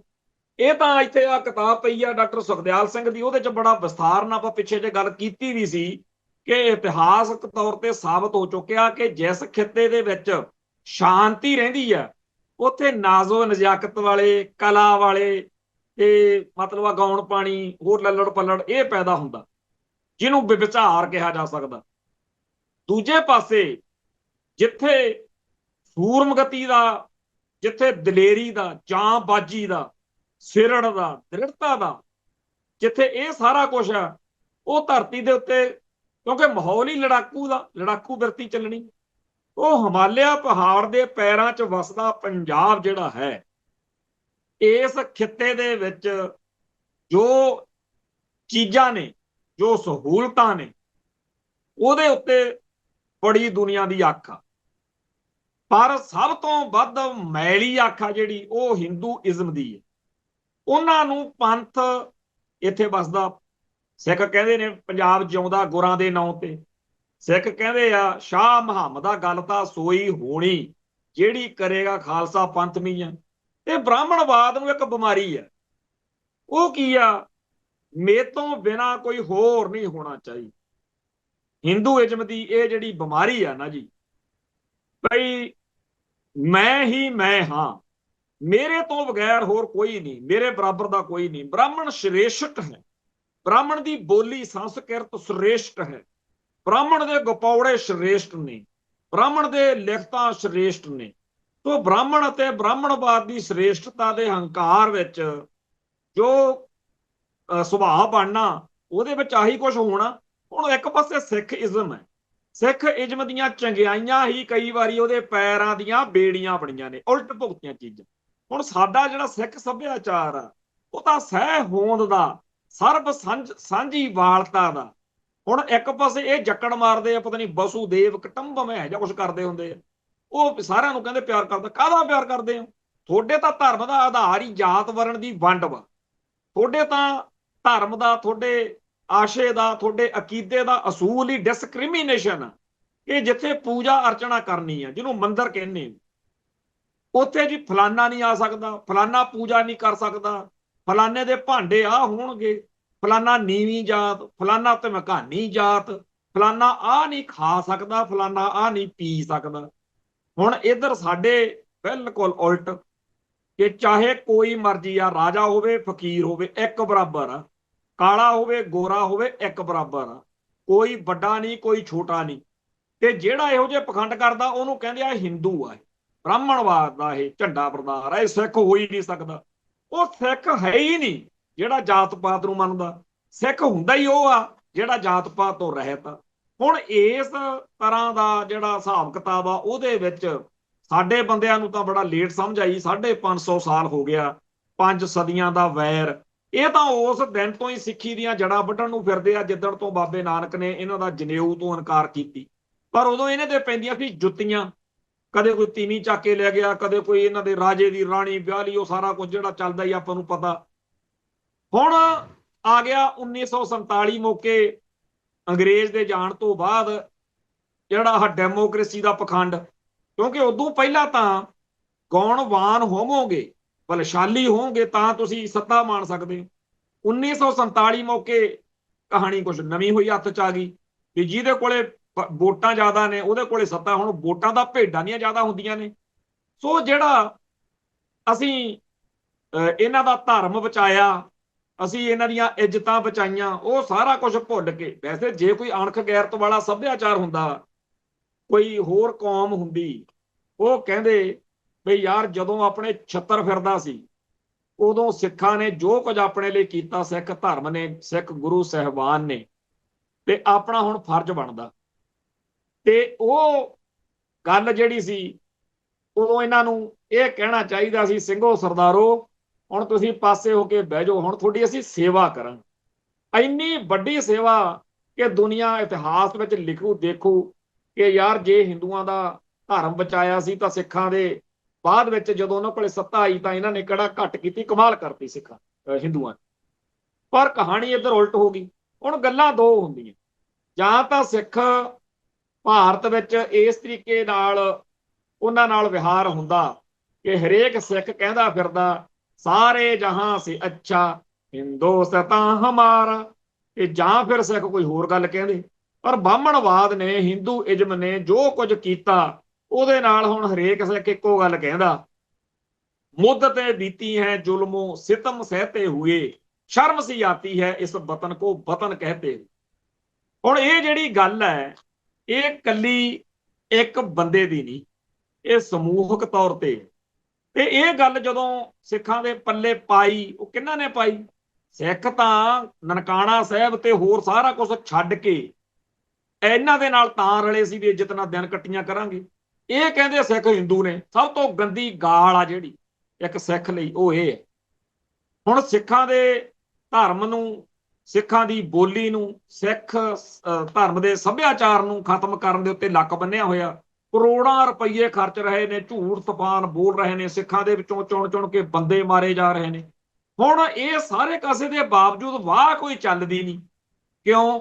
ਕਿਉਂਕਿ ਸਿੱਖਾਂ ਕੋਲੇ ਬਾਹਲੇ ਮੰਤਰ ਨਹੀਂ ਹੈਗੇ। ਇਹਨਾਂ ਕੋਲੇ ਤਾਂ ਹੈਗੀਆਂ ਨਾ, ਜਦੋਂ ਜਾਓ ਕਿਤੇ ਦੁਕਾਨਾਂ ਵਾਲ ਤੇ ਜਿਹੜੀ ਕਿਤਾਬਾਂ ਵਾਲੀਆਂ ਦੁਕਾਨਾਂ, ਉੱਥੇ ਲਿਖਦਾ ਕੂਟਨੀਤੀ, ਚਾਣਕਿਆ ਨੀਤੀ, ਬਿਦਰ ਨੀਤੀ, ਧਮਕਾਨੀ ਨੀਤੀ, ਫਲਾਨੀ, ਇਹ ਨੀਤੀ ਸ਼ਾਸਤਰਾਂ ਚ ਤੁਰੇ ਫਿਰਦੇ ਆ। ਤੇ ਸਾਡੇ ਕੋਲੇ ਸਿੰਘਾਂ ਕੋਲੇ ਤਾਂ ਕੱਲੀ ਗੁਰੂ ਪਾਤਸ਼ਾਹ ਦੀ ਇੱਕ ਸਿੱਧੀ ਜੀ ਗੱਲ ਆ, ਬਖਸ਼ਿਸ਼, ਵੀ ਮੇਰਾ ਰੁੱਸੇ ਨਾ ਕਲਗੀਆਂ ਵਾਲਾ, ਜੱਗ ਭਾਵੇਂ ਸਾਰਾ ਰੁੱਸ ਜੇ। ਅਸੀਂ ਤਾਂ ਬਿਲਕੁਲ ਜਦੋਂ ਸੀਏ ਸਟਾਫ ਚ ਨੰਗੇ ਕਰਕੇ ਕੁੱਟੇ ਹੁੰਦੇ ਆ, ਉਦੋਂ ਵੀ ਸਾਨੂੰ ਤਾਂ ਕਲਗੀਧਰ ਸ਼ਹਿਨਸ਼ਾਹ ਦੀ ਜਿਹੜੀ ਬਖਸ਼ਿਸ਼ ਆ ਨਾ, ਉਹਦੇ ਸਹਾਰੇ ਐਂ ਲੱਗਦਾ ਜਿਵੇਂ ਰਾਜ ਗੱਦੀ ਤੇ ਬੈਠੇ। ਹੁਣ ਇਸ ਚੀਜ਼ ਦੇ ਵਿੱਚ ਹਿੰਦੂਇਜ਼ਮ ਨੂੰ, ਬ੍ਰਾਹਮਣਵਾਦ ਨੂੰ ਬੜੀ ਤਕਲੀਫ ਆ ਵੀ ਇੰਨਾ ਕੁਛ ਇਹਨਾਂ ਨਾਲ ਕਰ ਲਿਆ, ਇਹ ਨੀਵੀਂ ਨਹੀਂ ਪਾਉਂਦੇ, ਸਿੱਖ ਅਣਖ ਤੇ ਗੈਰਤ ਨਾਲ ਜਿਉਂਦੇ। ਸੋ ਇਸ ਗੱਲ ਦੀ ਤਕਲੀਫ ਬੜੀ ਆ। ਜਦੋਂ ਸਾਰੇ ਭਾਰਤ ਦੇ ਵਿੱਚ ਸੂਬੇ ਬਣਾਏ, ਪੰਜਾਬ ਦਾ ਸਿੱਖਾਂ ਦਾ ਕਲੇਸ਼ ਪਾ ਕੇ ਬਹਿ ਗਏ ਵੀ ਇਹਨਾਂ ਨੂੰ ਨਹੀਂ ਦੇਣ। ਸਿੱਖ ਮੂਹਰਿਓਂ ਆਕੜ ਗਏ। ਅਕਾਲੀ ਲੀਡਰਸ਼ਿਪ 'ਚ ਜਿੰਨੇ ਮਰਜ਼ੀ ਨੁਕਸ ਹੋਣ, ਪਰ ਉਹਨਾਂ ਨੇ ਕਹਿਰਟਾ ਕਮਾਲ ਕਰਤੀ। ਆਖਰ ਨਹਿਰੂ ਨੂੰ, ਜਿਹੜਾ ਸ਼ਾਸਤਰੀ ਨੂੰ, ਇਹਨਾਂ ਨੂੰ ਮੰਨਣਾ ਪਿਆ। ਤੇ ਤੁਹਾਡੇ ਸਾਹਮਣੇ ਆ। ਔਰ ਉਹਦੇ ਵਿੱਚ ਵੀ ਹੁਣ ਤਾਂ ਸਾਰੀਆਂ ਗੱਲਾਂ ਸਪਸ਼ਟ ਹੋ ਗਈਆਂ। ਪਹਿਲਾਂ ਤਾਂ ਚਲੋ ਨਹੀਂ ਸੀ ਸਮਝ, ਹੁਣ ਤਾਂ ਉਹ ਪਤਾ ਵੀ ਸਾਊਥ ਇੰਡੀਅਨ ਜਿਹੜੇ ਸੀਗੇ ਕਾਂਗਰਸ ਦੇ ਲੀਡਰ, ਉਹਨਾਂ ਨੇ ਕਿਹਾ ਕਿ ਇਹਨਾਂ ਦਾ ਹੱਕ ਬਣ, ਚਲੋ ਪੰਜਾਬੀ ਸੂਬਾ ਬਣ ਗਏ। ਪੰਜਾਬੀ ਸੂਬੇ ਦੀ ਬਣਾਉਣ ਦੀ ਭਾਵਨਾ ਕੀ ਸੀ ਸਾਡੇ ਵੱਡਿਆਂ ਬਜ਼ੁਰਗਾਂ ਦੀ? ਉਹ ਸੀ ਸਿੱਖਾਂ ਦੀ ਬਹੁ ਗਿਣਤੀ ਵਾਲਾ ਤੇ ਪੰਜਾਬੀ ਬੋਲਣ ਵਾਲਿਆਂ ਦਾ ਸੂਬਾ। ਉਸ ਦਿਨ ਤੋਂ ਬਾਹਮਣਵਾਦ ਨੇ ਸਹੁੰ ਖਾਧੀ ਹੋਈ ਆ ਵੀ ਨਾ ਇਹ ਸਿੱਖਾਂ ਦਾ ਬਹੁ ਗਿਣਤੀ ਵਾਲਾ ਸੂਬਾ ਰਹਿਣ ਦੇਣਾ, ਨਾ ਇਹ ਪੰਜਾਬੀ ਬੋਲੀ ਬੋਲਣ ਵਾਲਿਆਂ ਦਾ ਸੂਬਾ ਰਹਿਣ ਦੇਣਾ। ਇਸ ਕੰਮ ਦੇ ਲਈ ਪੰਜਾਬ ਦੀ ਧਰਤੀ ਉੱਤੇ ਬੜੇ ਢੰਗ ਤਰੀਕੇ ਵਰਤ ਕੇ ਆ ਭਈਆਂ ਦਾ ਇੱਥੇ ਕਹਿਰ ਢਾਇਆ ਗਿਆ। ਪ੍ਰਵਾਸੀ ਮਜ਼ਦੂਰ ਬੇਸ਼ੁਮਾਰ, ਕਰੋੜ ਦੇ ਲਾਗੇ ਦੱਸਦੇ ਆ ਵੀ ਗਿਣਤੀ ਹੋ ਚੁੱਕੀ ਹੈ। ਤੇ ਇੱਥੇ ਜਦੋਂ ਉਹ ਆਉਂਦੇ ਸੀ, ਪਹਿਲਾਂ ਰੋਟੀ ਪਾਣੀ ਖਾਂਦੇ ਸੀ, ਕਮਾਈਆਂ ਕਰਦੇ ਸੀ, ਚਲੇ ਜਾਂਦੇ ਸੀ। ਉਹਨਾਂ ਤੋਂ ਕਿਹਨੂੰ ਸਮੱਸਿਆ ਹੋ ਸਕਦੀ? ਸਾਰੀ ਦੁਨੀਆ 'ਚ ਪ੍ਰਵਾਸ ਕਰਦੇ ਆ ਲੋਕ। ਤੇ ਜੇਕਰ ਕੋਈ ਕਿਸੇ ਦੂਜੇ ਮੁਲਕ 'ਚ ਜਾ ਕੇ ਉੱਥੋਂ ਦੀ ਬੋਲੀ, ਧਰਮ ਤੇ ਸੱਭਿਆਚਾਰ ਲਈ ਖਤਰਾ ਹੋਵੇ, ਫੇਰ ਸਮੱਸਿਆ ਖੜੀ ਹੁੰਦੀ ਹੈ। ਹੁਣ ਸਾਡੇ ਬੰਦੇ ਜੇ ਕੈਨੇਡਾ, ਅਮਰੀਕਾ, ਇੰਗਲੈਂਡ ਦੇ ਲੋਕਾਂ ਲਈ ਪ੍ਰੋਬਲਮ ਬਣ ਜਾਣਗੇ ਤਾਂ ਉਹ ਵੀ ਰਿਐਕਟ ਕਰਨਗੇ। ਘਰ ਵੀ ਰਹੇ ਕਈ ਥਾਂ ਤੇ ਪੰਗੇ ਪੈਂਦੇ, ਨਿੱਤ ਆਪਾਂ ਦੇਖਦੇ ਹਾਂ ਦੁਨੀਆ ਭਰ 'ਚ। ਹੁਣ ਹਰ ਖਿੱਤੇ ਦੇ ਵਿੱਚ ਉੱਥੋਂ ਦੇ ਲੋਕ ਜਿਹੜੇ ਆ ਆਪਦੇ ਸਥਾਨਕ ਹਿੱਤਾਂ ਲਈ ਜਦੋਂ ਲੜਦੇ ਆ, ਤਾਂ ਜਿਹੜੀ ਉੱਥੋਂ ਦੀ ਸਿਆਸਤ ਆ, ਸੱਤਾਧਾਰੀ ਲੋਕ ਨੇ, ਸਰਕਾਰਾਂ ਨੇ, ਉਹ ਕਹਿੰਦੀਆਂ ਨੇ ਗੱਲ ਤਾਂ ਠੀਕ ਕਹਿੰਦੇ ਨੇ। ਤੋਂ ਅਮਰੀਕਾ ਫਸਟ, ਸਾਰੇ ਆਪਾਂ ਕਹਿੰਦੇ ਆ ਨਾ ਕਿ ਵਧੀਆ ਗੱਲਾਂ ਤਾਂ ਜੀ ਗੋਰੇ ਕਰਦੇ ਹੁੰਦੇ ਆ, ਅਮਰੀਕਾ ਬੜੀਆਂ ਵਧੀਆ ਗੱਲਾਂ ਕਰਦਾ। ਤੇ ਅਮਰੀਕਾ ਤਾਂ ਫਿਰ ਅਮਰੀਕਾ ਫਸਟ ਕਹਿੰਦਾ ਨਾ ਵੀ ਅਮਰੀਕਨ ਜਿਹੜੇ ਲੋਕ ਨੇ, ਅਮਰੀਕਨ ਹਿੱਤ ਜਿਹੜੇ ਨੇ, ਉਹਨਾਂ ਦੀ ਸਭ ਤੋਂ ਪ੍ਰਾਇੋਰਟੀ ਹੈ। ਐਵੇਂ ਹੀ ਦੁਨੀਆ ਭਰ ਦੇ ਵਿੱਚ ਹਰ ਖਿੱਤੇ ਵਿੱਚ ਵਸਦੇ ਹੋਏ ਲੋਕਾਂ ਦੀ ਪ੍ਰਾਇੋਰਟੀ ਹੁੰਦੀ। ਪਰ ਬਾਕੀ ਦੁਨੀਆ 'ਚ ਕਹਿੰਦੇ ਆ ਇਹ ਹੋਣੀ ਚਾਹੀਦੀ ਆ। ਬਾਹਮਣ ਕਹਿੰਦਾ ਸਾਰੇ ਭਾਰਤ 'ਚ ਮੇਰਾ ਝੰਡਾ ਝੂਲੇ। ਪਰ ਪੰਜਾਬ ਦੇ ਵਿੱਚ ਜੇ ਪਾਣੀਆਂ ਦੀ ਗੱਲ ਆ, ਕਹਿੰਦੇ ਇਹਨਾਂ ਦਾ ਥੋੜੀ ਹੱਕ ਵਾ, ਦਰਿਆਈ ਪਾਣੀਆਂ ਦੇ ਤਾਂ ਸਾਰੇ ਭਾਰਤ ਦਾ ਹੱਕ ਆ। ਜੇ ਆ ਜਾਵੇ ਬਿਜਲੀ ਦੀ ਗੱਲ ਵੀ ਸਾਡੇ ਪਾਣੀਆਂ ਤੋਂ ਬਿਜਲੀ ਬਣਦੀ ਆ, ਕਹਿੰਦੇ ਨਹੀਂ ਨਹੀਂ ਇਹ ਤਾਂ ਜੀ ਸਾਰੇ ਭਾਰਤ ਦਾ ਹੱਕ ਆ, ਇਕੱਲੇ ਪੰਜਾਬ ਦਾ ਸਿੱਖਾਂ ਦਾ ਥੋੜੀ ਹੱਕ। ਹੁਣ ਆ ਗਈ ਧਰਮ ਦੀ ਗੱਲ, ਕਹਿੰਦੇ ਸਿੱਖਾਂ ਨੂੰ ਕੀ ਹੱਕ ਆ, ਅਸੀਂ ਦੱਸਾਂਗੇ ਸਿੱਖਾਂ ਨੇ ਕਿਹਨੂੰ ਦੁਸ਼ਮਣ ਮੰਨਣਾ, ਕਿਹਨੂੰ ਦੋਸਤ ਮੰਨਣਾ, ਕੀ ਖਾਣਾ ਕੀ ਪਹਿਨਣਾ, ਸਿੱਖਾਂ ਦੀ ਮਰਿਆਦਾ ਅਸੀਂ ਨਿਰਧਾਰਿਤ ਕਰਾਂਗੇ। ਅਸੀਂ ਦੱਸਾਂਗੇ ਬਈ ਜਿਹੜਾ ਹੈਗਾ ਤੁਹਾਡੇ ਗੁਰੂ ਸਾਹਿਬ ਨੇ ਕੀ ਕਿਹਾ। ਹੁਣ ਸਿੱਖ ਇਹ ਗੱਲਾਂ ਮੰਨਦੇ ਨਹੀਂ, ਲਾਤੇ ਢਾਂਦੇ ਨਹੀਂ ਲੰਘਦੇ, ਤੇ ਚੀਕਾਂ ਹੀ ਪੈਣੀਆਂ ਨੇ। ਸੋ ਬਾਹਮਣਵਾਦ ਕੰਧਾਂ 'ਚ ਟੱਕਰਾਂ ਮਾਰਦਾ ਫਿਰਦਾ, ਬਈ ਚਾਹੇ ਜਿਹੋ ਜਿਹੇ ਮਰਜੇ ਆ, ਲਾਤੇ ਢਾਂਦੇ ਨਹੀਂ ਲੰਘਦੇ। ਸੋ ਇਹ ਜਿਹੜੀ ਟੱਕਰ ਆ ਇੱਥੇ, ਇਹ ਸਦੀਵੀ ਹੈ। ਢੰਗ ਤਰੀਕੇ ਬਦਲਦੇ ਰਹਿਣਗੇ, ਕਦੇ ਇੰਦਰਾ ਗਾਂਧੀ ਵਾਂਗੂ ਟੈਂਕ ਤੋਪ ਬੰਬ ਧਮਾਕਾ ਲੈ ਕੇ ਆਉਣਗੇ, ਕਦੇ ਆ ਭਈਏ ਲੈ ਕੇ ਆਉਣਗੇ। ਇਹ ਇੱਕ ਹਮਲਾ ਵਾ ਸਿੱਖ ਸਿਵਲਾਈਜੇਸ਼ਨ ਦੇ ਹਿੱਤਾਂ ਦੇ ਉਲਟ ਮਾਹੌਲ ਸਿਰਜਿਆ ਜਾ ਰਿਹਾ। ਜਿਵੇਂ ਪੁਰਾਣੇ ਵੇਲਿਆਂ 'ਚ ਮੈਂ ਆ ਜਦੋਂ ਔਰਤ ਲਗਾਜੀ ਸੀਰੀਅਲ ਦੇਖਦਾ ਸੀ ਜਾਂ ਕਈ ਹੋਰ ਦੇਖੀਦੇ ਆ, ਉਹਦੇ ਵਿੱਚ ਇਹ ਮੱਤ ਮਿਲੀ ਕਿ ਜਿਹੜਾ ਦੁਸ਼ਮਣ ਹੁੰਦਾ ਉਹਦੇ ਸਿਪਾਹੀ ਜਿਹੜੇ ਹੁੰਦੇ ਉਹ ਕੀ ਕਰਦੇ ਆ, ਅੱਡ ਅੱਡ ਰੂਪ ਤੇ ਭੇਸ ਧਾਰ ਕੇ ਜਿਹਦੇ ਖਿਲਾਫ ਲੜਨਾ ਹੁੰਦਾ ਉਹਦੇ ਵਿੱਚ ਸ਼ਾਮਲ ਹੋ ਜਾਂਦੇ ਆ, ਕਿਲੇ 'ਚ ਵੜ ਜਾਂਦੇ। ਤੇ ਉੱਥੇ ਕੋਈ ਵੈਦ ਬਣ ਕੇ, ਕੋਈ ਵਪਾਰੀ ਬਣ ਕੇ, ਕੋਈ ਹੋਰ ਰੂਪ ਸਰੂਪ ਧਾਰ ਕੇ ਉਹ ਦੋ ਕੰਮ ਕਰਦੇ ਆ। ਇੱਕ ਤਾਂ ਆਪਦੀ ਪੈਂਠ ਬਣਾਉਂਦੇ ਆ, ਤੇ ਦੂਜਾ ਕੀ ਕਰਦੇ ਆ, ਉਸ ਕੌਮ ਧਰਮ ਦੇ ਬੰਦਿਆਂ ਨੂੰ ਆਪਦੇ ਹਮਾਇਤ ਵਿੱਚ ਕਰ ਲੈਂਦੇ ਆ, ਗਦਾਰੀ ਕਰਨ ਲਈ ਉਕਸਾ ਲੈਂਦੇ, ਮਾਹੌਲ ਸਿਰਜ ਲੈਂਦੇ। ਜਦੋਂ ਫਿਰ ਹਮਲਾ ਹੁੰਦਾ, ਇਹ ਅੰਦਰੋਂ ਜਿਹੜਾ ਹੈਗਾ ਨੁਕਸਾਨ ਕਰਦੇ ਆ, ਤੇ ਦੁਸ਼ਮਣ ਦੇ ਲਈ ਕਿਲਾ ਖੋਲ ਦਿੰਦੇ ਆ, ਕਿਲੇ ਦੇ ਗੇਟ ਖੋਲ ਦਿੰਦੇ ਆ। ਤੇ ਜਿਹੜੀ ਧਿਰ ਨੇ ਯਕੀਨ ਕੀਤਾ ਹੁੰਦਾ ਵੀ ਇਹ ਤਾਂ ਬੰਦੇ ਵੈਦ ਨੇ ਜਾਂ ਇਹ, ਉਹ ਫਿਰ ਬੜੇ ਪਰੇਸ਼ਾਨ ਹੁੰਦੇ ਆ ਵੀ ਆਹ ਕੀ ਕਰ ਲਿਆ ਸੀ। ਸੋ ਆਪਾਂ ਇਹ ਜਿਹੜੇ ਭਈਏ ਪੰਜਾਬ 'ਚ ਬਾੜੇ ਆ, ਆਪਾਂ ਦੁਸ਼ਮਣ ਦੇ ਅੱਡੇ ਕਾਇਮ ਕਰਤੇ ਆਪਣੇ ਆਲੇ ਦੁਆਲੇ। ਇਸ ਮੌਕੇ 1 ਕਰੋੜ ਦੀ ਆਬਾਦੀ ਉਹਨਾਂ ਲੋਕਾਂ ਦੀ ਆ ਜਿਹੜੇ ਜਦੋਂ ਮਰਜ਼ੀ ਆਪਣੇ ਗਲਾਂ 'ਚ ਟਾਇਰ ਪਾ ਸਕਦੇ। ਦੂਜੀ ਗੱਲ, ਜਿਹੜੇ ਪੰਜਾਬ ਦੇ ਵਿੱਚ ਹਰ ਮੋੜ ਦੇ ਉੱਤੇ ਡੇਰੇ ਨੇ ਐਂਟੀ ਸਿੱਖ ਤਾਕਤਾਂ ਦੇ, ਰਾਧਾ ਸਵਾਮੀਆਂ ਦਾ, ਨੂਰ ਮਹਿਲੀਆਂ ਦਾ, ਸਰਸੇ ਵਾਲਿਆਂ ਦਾ, ਭਨਿਆਰੇ ਵਾਲਿਆਂ ਦਾ, ਨਰਕ ਧਾਰੀਆਂ ਦਾ, ਤੇ ਕੂਕਿਆਂ ਦਾ, ਹੋਰ ਬੜਿਆਂ ਦੇ, ਇਹ ਜਿਹੜੇ ਗੁਰੂ ਗ੍ਰੰਥ ਸਾਹਿਬ ਦੇ ਉਲਟ ਡੇਰੇ ਨੇ, ਇਹ ਸਾਰੇ ਡੇਰੇ ਕੀ ਨੇ, ਇਹ ਵੀ ਦੁਸ਼ਮਣ ਦੇ ਏਜੰਟ ਨੇ। ਇਹ ਉਹ ਛਾਉਣੀਆਂ ਨੇ ਜਿਨ੍ਹਾਂ ਨੇ ਸਦਾ ਸਿੱਖਾਂ ਦੇ ਉਲਟ ਭੁਗਤਣਾ। ਇਸ ਸਾਰੇ ਜਗਾੜਮੈਂਟ ਦੇ ਵਿੱਚ ਡੀਪ ਸਟੇਟ ਜੋ ਕੁਝ ਕਰਾ ਰਹੀ ਹੈ, ਇਹਦੇ ਬਾਰੇ ਸਾਡੀ ਕੌਮ ਦੇ ਜਿਹੜੇ ਇੰਟੈਲੈਕਚੁਅਲ ਸੀ, ਬੁੱਧੀ ਜਾਂ ਸੀਗੇ ਜਾਂ ਹੋਰ, ਉਹਨਾਂ ਨੇ ਸਾਡੀ ਸਹੀ ਤਰੀਕੇ ਨਾਲ ਅਗਵਾਈ ਨਹੀਂ ਕੀਤੀ। ਪਰ ਜਿੰਨੀ ਕੁ ਸਾਨੂੰ ਮੋਟੀ ਮੋਟੀ ਸਮਝ ਚਾਹੀਦੀ ਆ, ਉਹ ਸਾਡੇ ਬੰਦਿਆਂ ਨੂੰ ਹੈਗੀ ਹੈ। ਸਾਡੇ ਪਿੰਡਾਂ ਤੇ ਮੋੜ ਤੇ ਬੈਠਣ ਵਾਲੇ ਦੇਸੀ ਜੇ ਬਜ਼ੁਰਗ ਇਸ ਮੌਕੇ ਪੂਰਾ ਖੰਡਾ ਖੜਕਾ ਰਹੇ ਨੇ, ਜਿਨ੍ਹਾਂ ਨੇ ਸਰਸੇ ਵਾਲਾ ਭਜਾਇਆ, ਜਿਨ੍ਹਾਂ ਨੇ ਭਨਿਆਰੇ ਵਾਲਾ ਰਗੜਿਆ, ਉਹ ਜਿਨ੍ਹਾਂ ਦੇ ਵੱਡੇ ਵਡੇਰਾਂ ਨੇ ਅਬਦਾਲੀ ਵਰਗਿਆਂ ਦੀਆਂ, ਨਾਦਰ ਸ਼ਾਹ ਵਰਗਿਆਂ ਦੀਆਂ ਪੂਛਾਂ ਚੁਕਾਈਆਂ, ਉਹ ਭਾਈ ਮੈਦਾਨ 'ਚ ਆ ਚੁੱਕੇ ਨੇ। ਇਸੇ ਕਰਕੇ ਪੰਜਾਬੀ ਟ੍ਰਿਬਿਊਨ ਦੇ ਉੱਤੇ 500 ਕਹਿੰਦੇ ਜੀ ਵਿਦਵਾਨਾਂ ਨੇ ਵਿਰੋਧ ਕੀਤਾ। ਕਰੀ ਚਲੋ ਭਾਈ, ਤੁਹਾਡਾ ਹੱਕ ਆ। ਇੱਥੇ ਪੂਰੀ ਦਿੱਲੀ ਲੱਗੀ ਰਹੀ ਆ, ਅਬਦਾਲੀ ਹੁਣੀ, ਨਾਦਰ ਹੁਣੀ ਲੱਗੇ ਰਹੇ ਨੇ, ਬਥੇਰਿਆਂ ਨੇ ਜ਼ੋਰ ਲਾਇਆ ਪੰਜਾਬ ਦੇ ਉਲਟ, ਪੰਥ ਦੇ ਉਲਟ, ਤੁਸੀਂ ਵੀ ਜ਼ੋਰ ਲਾ ਲਓ। ਪਰ ਪੰਜਾਬ ਦੀ ਧਰਤੀ ਉੱਤੇ ਇਹ ਜਿਹੜੀ ਟੱਕਰ ਸ਼ੁਰੂ ਹੋ ਗਈ ਹੈ, ਹੁਣ ਇਹ ਗੱਲ ਕਿਸੇ ਗੱਲ ਨਾਲ ਹੀ ਮੁੱਕੂਗੀ। ਫੇਰ ਗੱਲ ਕਹਿੰਦੇ ਆ ਕਿ ਸ਼ਾਹ ਮੁਹੰਮਦ ਆ ਗੱਲ ਤਾਂ ਸੋਈ ਹੋਣੀ, ਜਿਹੜੀ ਕਰੇਗਾ ਖਾਲਸਾ ਪੰਥ ਮੀਨ। ਹੁਣ ਆਪਾਂ ਆਉਨੇ ਆ ਇਹਨਾਂ ਦੇ ਝੂਠ ਤੂਫਾਨ ਵੱਲ। ਪਿਛਲੇ ਦਿਨੀ ਇੱਕ ਹਿੰਦੂ ਵੀਰ ਨੇ, ਵੀਰ ਇਸ ਕਰਕੇ ਵੀ ਕਿੰਨਾ ਉਹ ਜੁਰਤ ਵਾਲਾ ਵਾ, ਜਿਹੜਾ ਖਾਲਿਸਤਾਨੀਆਂ ਦਾ YouTube ਚੈਨਲ ਦੇ ਉੱਤੇ ਆ ਪ੍ਰੋਗਰਾਮ ਦੇਖਦਾ। ਬੱਲੇ ਤੇਰੇ ਸੂਰਮਿਆਂ, ਰੱਬ ਤੇਰੀ ਚੜ੍ਹਦੀ ਕਲਾ ਕਰੇ, ਕਿਉਂਕਿ ਅਸੀਂ ਤਾਂ ਸਰਬੱਤ ਦਾ ਭਲਾ ਹੀ ਮੰਗਦੇ ਹਾਂ। ਜਿੱਦਣ ਤੁਹਾਡੀ ਇੰਦਰਾ ਨੇ ਸਾਡਾ ਅਕਾਲ ਤਖਤ ਢਾਤਾ ਸੀ, ਅਗਲੇ ਦਿਨ ਅਸੀਂ ਫੇਰ ਇਹੀ ਕਿਹਾ ਸੀਗਾ ਵੀ ਤੇਰੇ ਭਾਣੇ ਸਰਬੱਤ ਦਾ ਭਲਾ। ਇਹ ਨਹੀਂ ਸੀਗਾ ਵੀ ਇੰਦਰਾ ਦਾ ਊਂ ਠੋਕਦੀ, ਉਹ ਨਲਕੇ ਦੇ ਫਿਲਟਰ ਵਰਗੀ ਕਰਤੀ ਸੀ, ਵੈਦਿਆ ਵੀ ਏਦਾਂ ਹੀ ਠੋਕਿਆ, ਬੜੇ ਠੋਕੀ ਦਾ, ਗਾਹ ਵੀ ਠੋਕੀ ਜਾਣੇ ਆ, ਜਿਵੇਂ ਆਹ ਸੁਧੀਰ ਸੂਰੀ ਰਗੜਿਆ ਸੀ, ਹੁਣ ਜੇਲ੍ਹ ਦੇ ਵਿੱਚ ਜਾ ਕੇ ਆ। ਅੱਜ ਦੱਸਦੇ ਆ ਬਈ ਉਹਦੀ ਡੈੱਡ ਬੋਡੀ ਜਿਹੜੀ ਸੀਗੀ, ਕੱਲ ਜਦੋਂ ਲੈ ਕੇ ਆਏ ਨੇ ਸੂਬੇ ਸਰਹੰਦ ਦੀ, ਤਾਂ ਉਸ ਬੁੱਚੜ ਦੇ ਪਿੰਡ ਦੇ ਗ੍ਰੰਥੀ ਨੇ ਇਹ ਗੱਲ ਕਹੀ ਆ। ਭਿੱਟੇ ਵੈਡ ਪਿੰਡ ਆ ਜੀ ਉਹਦਾ। ਉਹ ਕਹਿੰਦਾ ਮੈਨੂੰ ਤਾਂ 4-5 ਦਿਨ ਪਹਿਲਾਂ ਜਦੋਂ ਇਹਦੇ ਸੱਟਾਂ ਸੁੱਟਾਂ ਵੱਜੀਆਂ, ਉਦਣ ਹੀ ਬਾਹਰੋਂ ਉਹਨੇ ਕਿਹਾ ਜਰਮਨ ਤੋਂ ਖਾਲਿਸਤਾਨ ਲਿਬਰੇਸ਼ਨ ਫੋਰਸ ਦੇ ਸਿੰਘਾਂ ਦਾ ਮੈਨੂੰ ਫੋਨ ਆਇਆ ਸੀਗਾ, ਤੇ ਬਾਅਦ ਚ ਪੁਲਿਸ ਵਾਲਿਆਂ ਨੇ ਵੀ ਮੈਨੂੰ ਪੁੱਛਗਿੱਛ ਕੀਤੀ ਆ ਵੀ ਕਿਹੜੇ ਨੰਬਰ ਤੋਂ ਫੋਨ ਆਇਆ, ਤੇ ਮੈਨੂੰ ਤਾਂ ਜੀ ਕਹਿੰਦਾ ਇੱਥੇ ਸਾਡੇ ਕਮੇਟੀ ਵਾਲਿਆਂ ਨੂੰ ਵੀ ਮੈਂ ਦੱਸਦਾ ਵੀ ਉਹਨਾਂ ਨੇ ਮੈਨੂੰ ਕਿਹਾ ਵੀ ਤੁਸੀਂ ਗੁਰੂ ਘਰ ਦੇ ਵਜ਼ੀਰ ਹੋ, ਤੇ ਦੇਖੋ ਜੀ ਫਿਰ ਇਸ ਗੰਦੇ ਇਨਸਾਨ ਨੇ ਸਿੱਖ ਕੌਮ ਦਾ, ਸਿੱਖ ਧਰਮ ਦਾ ਕਿੰਨਾ ਨੁਕਸਾਨ ਕੀਤਾ। ਤੇ ਤੁਹਾਡਾ ਉਹ ਕਹਿੰਦਾ ਜੀ ਪਹਿਲੀ ਗੱਲ ਤਾਂ ਮੈਨੂੰ ਲੱਗਦਾ ਹੀ ਨਹੀਂ ਵੀ ਇੱਥੇ ਪਿੰਡ ਉਹਨਾਂ ਦਾ ਕੋਈ ਹੈ ਨਹੀਂ, ਬਾਹਰਲੇ ਮੁਲਕਾਂ 'ਚ ਹੋਣ ਤਾਂ ਹੋਣ, ਤੇ ਇੱਥੇ ਸ਼ਾਇਦ ਹੀ ਉਹਦੀ ਡੈੱਡ ਬੋਡੀ ਲੈ ਕੇ ਆਉਣ। ਹਾਂ, ਅੰਮ੍ਰਿਤਸਰ ਜਿਹੜਾ ਸ਼੍ਰੀ ਗੁਰੂ ਰਾਮਦਾਸ ਮੈਡੀਕਲ ਕਾਲਜ ਹੈ, ਯੂਨੀਵਰਸਿਟੀ ਆ ਸ਼੍ਰੋਮਣੀ ਕਮੇਟੀ ਵਾਲਾ, ਕੋਠੀਆਂ ਕੋਲੇ, ਵੱਲੇ ਕੋਲੇ, ਉੱਥੇ ਇਹਨਾਂ ਦੇ ਪਰਿਵਾਰ ਨੇ ਘਰ ਘੁਰ ਪਾਇਆ, ਕਹਿੰਦਾ ਸ਼ਾਇਦ ਉੱਥੇ ਉਹਦੀ ਬੋਡੀ ਲੈ ਕੇ ਜਾਣਗੇ। ਤੇ ਮੈਂ ਤਾਂ ਤੁਹਾਨੂੰ ਇਹ ਕਹਿ ਸਕਦਾ ਹੈਗਾ, ਉਹਨੂੰ ਜਿਹੜਾ ਸਿੰਘ ਨੇ ਉਹਨੂੰ ਫੋਨ ਕੀਤਾ ਸੀ, ਉਹਨੂੰ ਹੀ ਕਹਿਤਾ ਸੀ ਗ੍ਰਾਂਤੀ ਸਿੰਘ ਨੇ ਕਿ ਅਸੀਂ ਇੱਥੇ ਉਹਦਾ ਕੁਝ ਨਹੀਂ ਕਰਨਾ ਕਰੋ। ਖੈਰ, ਜਦੋਂ ਉਹਨਾਂ ਨੂੰ ਪਹਿਲਾਂ ਹੀ ਪਤਾ ਸੀ, ਘਰਦਿਆਂ ਨੇ ਗੱਲ ਕੀਤੀ ਵੀ ਹੋਵੇ ਮਾੜੀ ਮੋਟੀ, ਤਾਂ ਗ੍ਰਾਂਤੀ ਸਿੰਘ ਨੇ ਜਵਾਬ ਦੇ ਦਿੱਤਾ।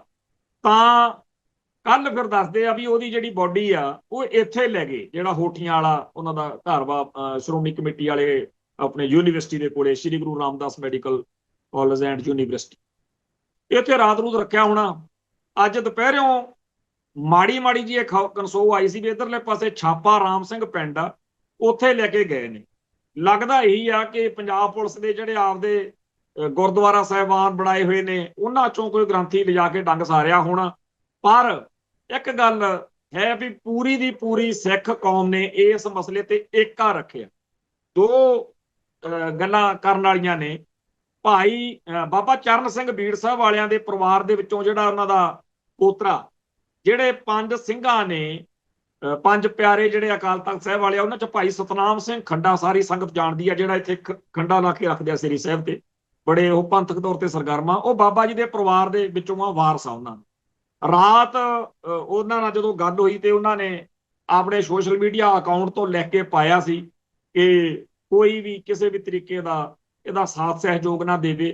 ਤੇ ਉਹਦੇ ਨਾਲ ਇਹ ਹੋਇਆ ਕਿ ਜਿਹੜੇ ਜਿਨ੍ਹਾਂ ਨੂੰ ਨਹੀਂ ਵੀ ਪਤਾ ਸੀ, ਉਹਨਾਂ ਨੂੰ ਵੀ ਪਤਾ ਲੱਗ ਗਿਆ ਵੀ ਇਹ ਕੰਮ ਨਹੀਂ ਕਰਨਾ। ਦੂਜਾ ਜਿਹੜਾ ਹੋਇਆ, ਅੱਜ ਸਿੱਖ ਯੂਥ ਫੈਡਰੇਸ਼ਨ ਭਿੰਡਰਾਂ ਵਾਲਿਆਂ ਦੇ ਵੱਲੋਂ ਲੰਬਾ ਚੌੜਾ ਬਿਆਨ ਦਿੱਤਾ ਗਿਆ, ਉਹਦੇ ਵਿੱਚ ਵੀ ਸਾਰਾ ਕੁਝ ਦੱਸਿਆ ਗਿਆ ਕਿ ਕੀ ਕੁਝ ਇਹਨੇ ਕੀਤਾ, ਤੇ ਇਸ ਕਰਕੇ ਜਿਹੜਾ ਅਖੰਡ ਪਾਠ ਖੰਡਿਤ ਕਰਦਾ ਰਿਹਾ। ਤੇ ਇਹ ਉਹਨਾਂ ਵੇੜਿਆਂ 'ਚ ਇਸ ਇਲਾਕੇ 'ਚ ਨਿਸ਼ਾਨ ਸਾਹਿਬ ਚਲਾਏ ਜਾਂਦੇ ਸੀ ਸ਼ਹੀਦ ਸਿੰਘਾਂ ਦੀ ਯਾਦ 'ਚ, ਉਹ ਬੜੇ ਇਹਨੇ ਪੱਟੇ ਆ। ਸੋ ਕੋਈ ਵੀ ਇਹਦੇ ਲਈ ਕੀਰਤਨ ਕਰਨ ਲਈ ਜਾਂ ਅਰਦਾਸ ਕਰਨ ਲਈ ਨਾ ਜਾਵੇ। ਸੋ ਸਿੱਖ ਜਥੇਬੰਦੀਆਂ ਦੇ ਤੇ ਉਹਨਾਂ ਦੇ ਬਾਬਾ ਚਰਨ ਸਿੰਘ ਦੇ ਪਰਿਵਾਰ ਵੱਲੋਂ ਕਹਿਣ ਸਦਕਾ ਹੁਣ ਲੱਗਦਾ ਭੋਗ ਵੀ ਇਹਦਾ ਕਿਤੇ ਲੁਕੋ ਲੁਕਾ ਕੇ ਚੋਰੀ ਛਿਪੇ ਪਊਗਾ। ਤੇ ਚੰਗੀ ਗੱਲ ਆ, ਕੌਮ ਨੇ ਏਕਾ ਦਿਖਾਇਆ, ਬੜੀ ਚੰਗੀ ਸੋਚ ਆ। ਜਿਹੜੇ ਕੌਮ ਦੇ ਦੁਸ਼ਟ ਹੋਣ, ਜ਼ਾਲਮ ਹੋਣ, ਉਹਨਾਂ ਨਾਲ ਇਹੀ ਕੁਛ ਕਰਨਾ ਚਾਹੀਦਾ। ਕੱਲ ਜਦੋਂ ਭਾਈ ਸੰਦੀਪ ਸਿੰਘ ਸਨੀ ਨੂੰ ਸੰਗਰੂਰ ਪੇਸ਼ ਕਰਨ ਲੈ ਕੇ ਗਏ ਨੇ ਮੈਡੀਕਲ ਦੇ ਲਈ ਹਸਪੀਟਲ 'ਚ, ਉੱਥੇ ਪੁਲਿਸੀਆਂ ਨੇ ਖਾਸ ਤੌਰ ਦੇ ਉੱਤੇ ਇੱਕ ਭਈਆ ਜਿਹਾ ਸੀਗਾ ਪੁਲਿਸ ਮੁਲਾਜ਼ਮ, ਲੱਗਦਾ ਵੀ ਕੋਈ ਆਊਟਸਾਈਡਰ ਜਿਹਾ ਹੀ ਆ ਉਹ, ਉਹਨੇ ਜਦੋਂ ਭਾਈ ਸਨੀ ਨੇ ਜਕਾਰੇ ਲਾਏ ਨੇ, ਉਹਨੇ ਬਾਹ ਮਰੋੜ ਕੇ ਬੜਾ ਕਾਹਲਗੀ ਨਾਲ, ਭੈੜੇ ਜਿਹੇ ਤਰੀਕੇ ਨਾਲ ਬਿਹੇਵ ਕੀਤਾ, ਜਿਹਦਾ ਪੰਥ ਵਿੱਚ ਬੜਾ ਚਰਚਾ। ਤੇ ਉਹਦੇ ਖਿਲਾਫ ਲੋਕਾਂ ਦੇ ਵਿੱਚ ਗੁੱਸਾ ਵੀ ਠੀਕ ਆ, ਇੱਕ ਨੌਜਵਾਨ ਜਿਹੜਾ ਹੈ ਉਹ ਪੰਥ ਲਈ ਲੜ ਰਿਹਾ, ਤੇ ਜੇਕਰ ਉਹਨੂੰ ਤੁਸੀਂ ਪੇਸ਼ ਕਰਨ ਆਏ ਹੋ ਡਾਕਟਰ ਕੋਲੇ, ਤਾਂ ਆਹ ਕੀ ਤਰੀਕਾ ਹੋਇਆ ਵੀ ਤੁਸੀਂ ਉਹਦੇ ਨਾਲ ਧੂਹ ਘੜੀਸ ਇੱਥੇ ਵੀ ਕਰੋ। ਕੌਮ ਦਾ ਯੋਧਾ ਉਹ, ਪਰ ਸੂਰਮੇ ਇਹਨਾਂ ਗੱਲਾਂ ਨੂੰ ਗੌਲਦੇ ਨਹੀਂ ਹੁੰਦੇ।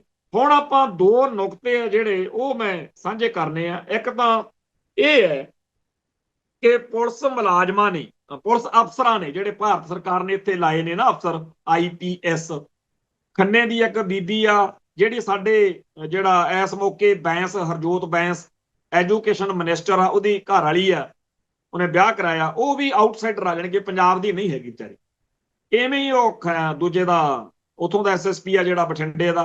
ਹੋਰ ਵੀ ਕਈਆਂ ਨੇ ਬੜਾ ਠੋਕ ਵਜਾ ਕੇ ਕਿਹਾ ਕਿ ਪ੍ਰਵਾਸੀ ਮਜ਼ਦੂਰ ਆ ਜਿਹੜੇ, ਉਹ ਪੰਜਾਬ ਦੇ ਵਿੱਚ ਮਤਲਬ ਉਹ ਸਾਰਾ ਭਾਰਤ ਹੀ ਆ ਜੀ, ਤੇ ਫਿਰ ਕੀ ਹੋ ਗਿਆ, ਉਹ ਦੂਜੇ ਸੂਬਿਆਂ ਤੋਂ ਆ, ਭਾਰਤ ਦਾ ਹਿੱਸਾ ਹੀ ਆ ਪੰਜਾਬ, ਉਹ ਜਿੱਥੇ ਮਰਜ਼ੀ ਕੰਮ ਕਰ ਸਕਦੇ ਆ, ਕੋਈ ਨਹੀਂ ਉਹਨਾਂ ਨੂੰ ਕੁਝ ਕਹਿ ਸਕਦਾ।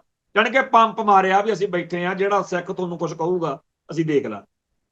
ਦੂਜਾ ਜਿਹੜਾ ਇਹ ਝੂਠ ਚੱਲ ਰਿਹਾ ਕਿ ਜੀ ਇਹ ਜਿਹੜਾ ਹੈਗਾ ਖਨੀ ਹਿੰਸਾ ਬੜੀ ਹੋ ਗਈ, ਜਿਵੇਂ ਅੱਜ ਆ ਕਾਮਰੇਡਾਂ ਨੇ ਭਕਾਈ ਮਾਰੀ ਆ, ਕੋਈ ਵੀ ਕਿਤੇ ਵੀ ਇੱਕ ਚਪੇੜ ਤੱਕ ਵੀ ਭਈਆਂ ਦੇ ਮਾਰੀ ਨਹੀਂ, ਲੋਕਾਂ 'ਚ ਗੁੱਸਾ ਬੜਾ। ਇਹ ਗੱਲ ਆਪਣੇ ਆਪ 'ਚ ਕਮਾਲ ਦੀ ਆ ਕਿ ਜਿੰਨਾ ਬੇਰਹਿਮੀ ਨਾਲ ਉਸ ਬੱਚੇ ਦੇ ਪਿੱਠ 'ਚ ਇਹਨਾਂ ਨੇ ਡੰਡਾ ਦਿੱਤਾ ਤੇ ਜਿਵੇਂ ਉਹਦੇ ਨਾਲ ਵਾਪਰਿਆ, ਇਹਦੇ ਬਾਵਜੂਦ ਕਿਸੇ ਭਈਏ ਨਾਲ ਬਦਸਲੂਕੀ ਜਾਂ ਬਦਕਲਾਮੀ ਨਹੀਂ ਹੋਈ। ਕਿਹਾ ਜ਼ਰੂਰ ਆ ਕਿ ਭਾਈ ਆਪਦਾ ਜਿਹੜਾ ਹੈਗਾ ਕਾਨੂੰਨੀ ਤੌਰ ਦੇ ਉੱਤੇ ਠੀਕ ਕਰੋ। ਹੁਣ ਇਹ 'ਚ ਦੋ ਨੁਕਤੇ ਹੈ।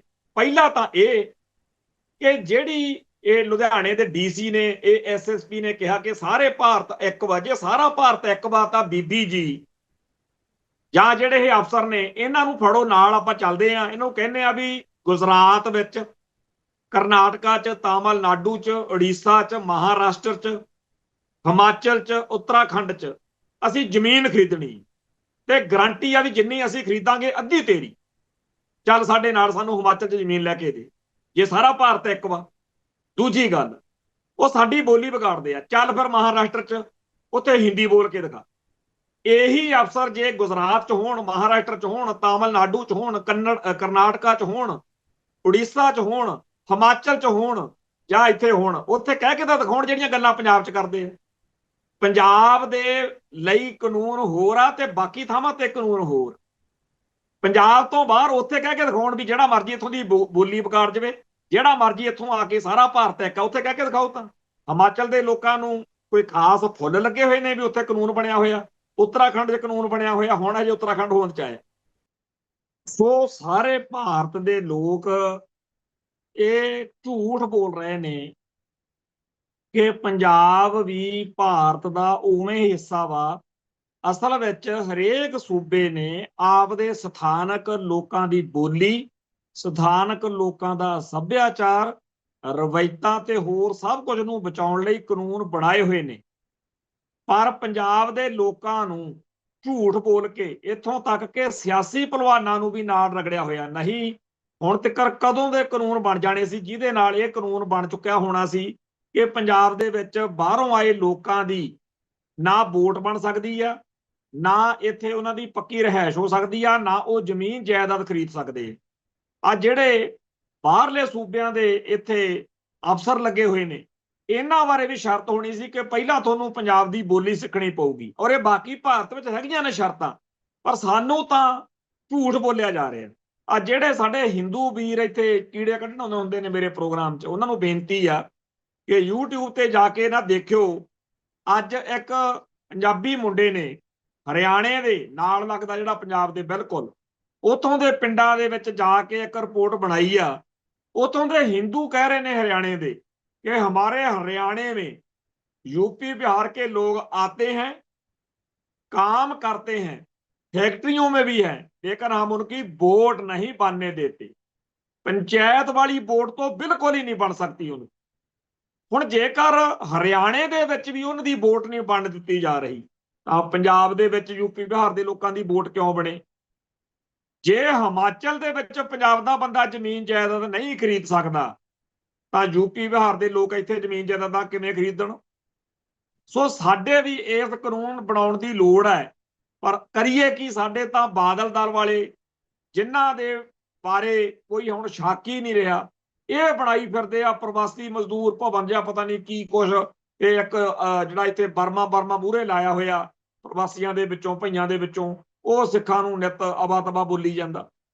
ਕਾਨੂੰਨ ਬਣਾਉਣਾ ਕਿਹਨੇ? ਹੁਣ ਇੱਕ ਝੂਠ ਆਪਾਂ ਸਾਰਿਆਂ ਨੇ ਹੋਰ ਬਹੁਤ ਰੱਟੇ ਲਾਇਆ ਹੋਇਆ।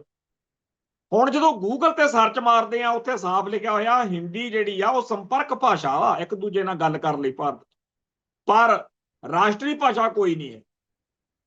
ਪਰ ਸਾਡੇ ਇੱਥੇ ਪਹਿਲੀ ਦੂਜੀ ਤੋਂ ਹੁਣ ਤੱਕ ਜਿੰਨੇ ਮੇਰੀ ਉਮਰ ਦੇ ਬੰਦੇ ਆ, 1947 ਤੋਂ ਹੁਣ ਤੱਕ ਪੰਜਾਬ ਦੇ ਮਾਸਟਰ ਭੈਣ ਜੀਆਂ ਲਗਾਤਾਰ ਝੂਠ ਬੋਲੀ ਜਾਂਦੀਆਂ ਨੇ ਕਿ ਜੀ ਪੰਜਾਬ ਦੇ ਬੱਚਿਓ, ਹਿੰਦੀ ਇਸ ਦੇਸ਼ ਦੀ ਨੈਸ਼ਨਲ ਲੈਂਗੁਏਜ ਹੈ, ਰਾਸ਼ਟਰੀ ਭਾਸ਼ਾ ਹੈ।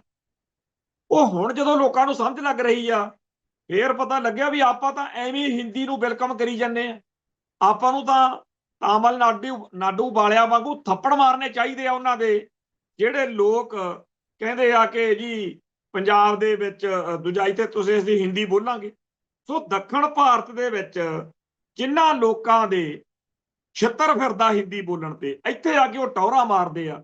ਸੋ ਹਿੰਦੀ ਬੋਲਣ ਵਾਲੇ ਯੂਪੀ ਬਿਹਾਰ ਦੇ ਉਹ ਲੋਕ ਜਿਹੜੇ ਬੀੜੀ ਸਿਗਰਟ ਤੰਬਾਕੂ ਇੱਥੇ ਲੈ ਕੇ ਆਏ ਨੇ, ਜਿਹੜੇ ਸਾਡੇ ਹਿੱਤਾਂ ਦੇ ਦੁਸ਼ਮਣ ਨੇ, ਉਹਨਾਂ ਦਾ ਵਿਰੋਧ ਲਾਜ਼ਮੀ ਕਰਨਾ ਬਣਦਾ। ਇੱਕ ਵਾਰੀ ਮਦਰਾਸ ਰੇਡੀਓ ਸਟੇਸ਼ਨ ਤੋਂ ਨਾ ਆਲ ਇੰਡੀਆ ਰੇਡੀਓ ਦੀ ਥਾਂ ਆਲ ਇੰਡੀਆ ਰੇਡੀਓ ਇੰਗਲਿਸ਼ ਦੇ ਸ਼ਬਦ ਹੈ, ਉਹ ਕਹਿ ਬੈਠੇ ਆਕਾਸ਼ਬਾਣੀ, ਇਹ ਆਕਾਸ਼ਬਾਣੀ ਹੈ। ਤੇ ਉੱਥੇ ਤੂਫਾਨ ਖੜਾ ਹੋ ਗਿਆ, ਇੰਨਾ ਜ਼ਿਆਦਾ ਵਿਰੋਧ ਹੋਇਆ ਬਈ ਉੱਥੇ ਵੀ ਡਾਇਰੈਕਟਰ ਵਾ ਜਿਹੜਾ ਉਹਨੂੰ ਮਾਫੀ ਮੰਗਣੀ ਪਈ ਤੇ ਉੱਥੋਂ ਕੱਢਦਾ। ਆ ਥੋੜੇ ਸਮਾਂ ਪਹਿਲਾਂ ਇੱਕ ਬੈਂਕ ਮੁਲਾਜ਼ਮ ਦੀ ਵੀਡੀਓ ਘੁੰਮ ਰਹੀ ਸੀ, ਤਾਮਿਲਨਾਡੂ ਵਾਲਿਆਂ ਨੇ ਟੱਕਰਿਆ।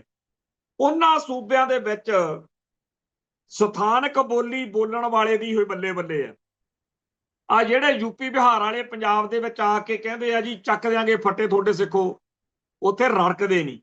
ਸੋ ਆਪਣੀ ਕੌਮ ਦੇ ਇਹ ਦੁਸ਼ਮਣ ਨੇ। ਇੱਥੇ ਤਾਂ ਇੱਕ ਵਾਰੀ ਪਿੱਛੇ ਜੇ ਰੌਲਾ ਪਿਆ ਸੀਗਾ ਵੀ ਜਿਹੜੇ ਸਾਈਨ ਬੋਰਡ ਨੇ ਉਹ ਹਿੰਦੀ 'ਚ ਲਿਖੇ ਜਾ ਰਹੇ ਨੇ, ਪਰ 4 ਮਾਰਚ 2003 ਨੂੰ ਪਾਰਲੀਮੈਂਟ ਦੇ ਵਿੱਚ ਖਲਾਰਾ ਪਾਤਾ ਸੀ ਤਾਮਿਲਨਾਡੂ ਦੇ ਪਾਰਲੀਮੈਂਟ ਮੈਂਬਰਾਂ ਨੇ ਕਿ ਸਾਡੇ ਤੁਸੀਂ ਹਿੰਦੀ ਕਿਵੇਂ ਲਿਖੀ ਹੈ। ਇੱਥੇ ਤਾਂ ਇਹ ਸੀ ਨਾ ਕਿ ਹਿੰਦੀ ਉੱਪਰ ਲਿਖੀ ਆ, ਉੱਥੇ ਕਹਿੰਦੇ ਸੀ ਹਿੰਦੀ ਲਿਖੀ ਕਿਉਂ ਆ। ਹੁਣ ਆਪਣੇ ਇੱਥੇ ਚੱਪੇ ਚੱਪੇ ਤੇ ਲਿਖਿਆ ਹੋਇਆ ਹਿੰਦੀ ਮੇਂ ਬੋਲਣਾ ਆਸਾਨ, ਹਿੰਦੀ ਮੇਂ ਸਵਾਗਤ ਕਰਤੇ ਹੈ।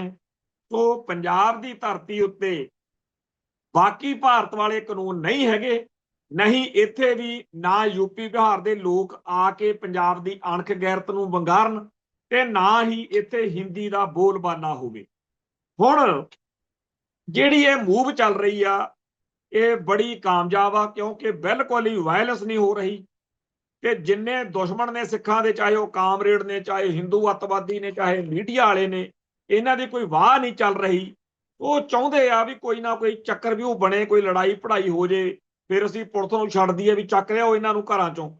ਜਿਵੇਂ ਕਰੋਨਾ ਵੇਲੇ ਜਦੋਂ ਬੁੱਚੜ ਪੁਲਿਸੀਆਂ ਨੇ ਪੰਜਾਬ 'ਚ ਗੰਦ ਪਾਇਆ, ਉਹਨਾਂ ਦੇ ਖਿਲਾਫ ਮੂਵਮੈਂਟ ਬਣੀ ਸੀ, ਤਾਂ ਇੱਕ ਘਟਨਾ ਕੁਦਰਤੋਂ ਵਾਪਰ ਗਈ ਜਦੋਂ ਪਟਿਆਲੇ ਮੰਡੀ ਦੇ ਵਿੱਚ ਸਬਜ਼ੀ ਲੈਣ ਗਏ, ਨਿਹੰਗ ਸਿੰਘਾਂ ਨਾਲ ਟਕਰਾਅ ਹੋ ਗਿਆ ਤੇ ਉੱਥੇ ਉਹਦਾ ਗੁੱਟ ਲਾਤਾ ਪੁਲਿਸ ਮੁਲਾਜ਼ਮ ਦਾ। ਫਿਰ ਮੈਂ ਹਰਜੀਤ ਹਾਂ ਲਹਿਰ ਚੱਲ ਪਈ, ਫਿਰ ਪੁਲਿਸੀਆਂ ਨੇ ਪੰਜਾਬ ਦੇ ਵਿੱਚ ਬਹੁਤ ਲੋਕਾਂ ਤੇ ਜ਼ੁਲਮ ਕੀਤਾ। ਸੋ ਇਸ ਮੌਕੇ ਵੀ ਪੰਜਾਬ ਦੀ ਸਰਕਾਰ ਤੇ ਪੰਜਾਬ ਦੀ ਪੁਲਿਸ ਉਡੀਕ ਰਹੀ ਆ ਕਿ ਕੋਈ ਇਹੋ ਜਿਹੀ ਘਟਨਾ ਵਾਪਰ ਜੇ ਜਿਨ੍ਹਾਂ ਨਾਲ ਆ ਜਿਹੜੇ ਲੋਕ ਮੂਵਮੈਂਟ ਖੜੀ ਕਰੀ ਜਾ ਰਹੇ ਨੇ ਪ੍ਰਵਾਸੀ ਮਜ਼ਦੂਰਾਂ ਦੇ ਮਸਲੇ ਤੇ, ਉਹਨਾਂ ਦੇ ਉੱਤੇ ਛਿੱਤਰ ਫੇਰਿਆ ਜਾ ਸਕੇ।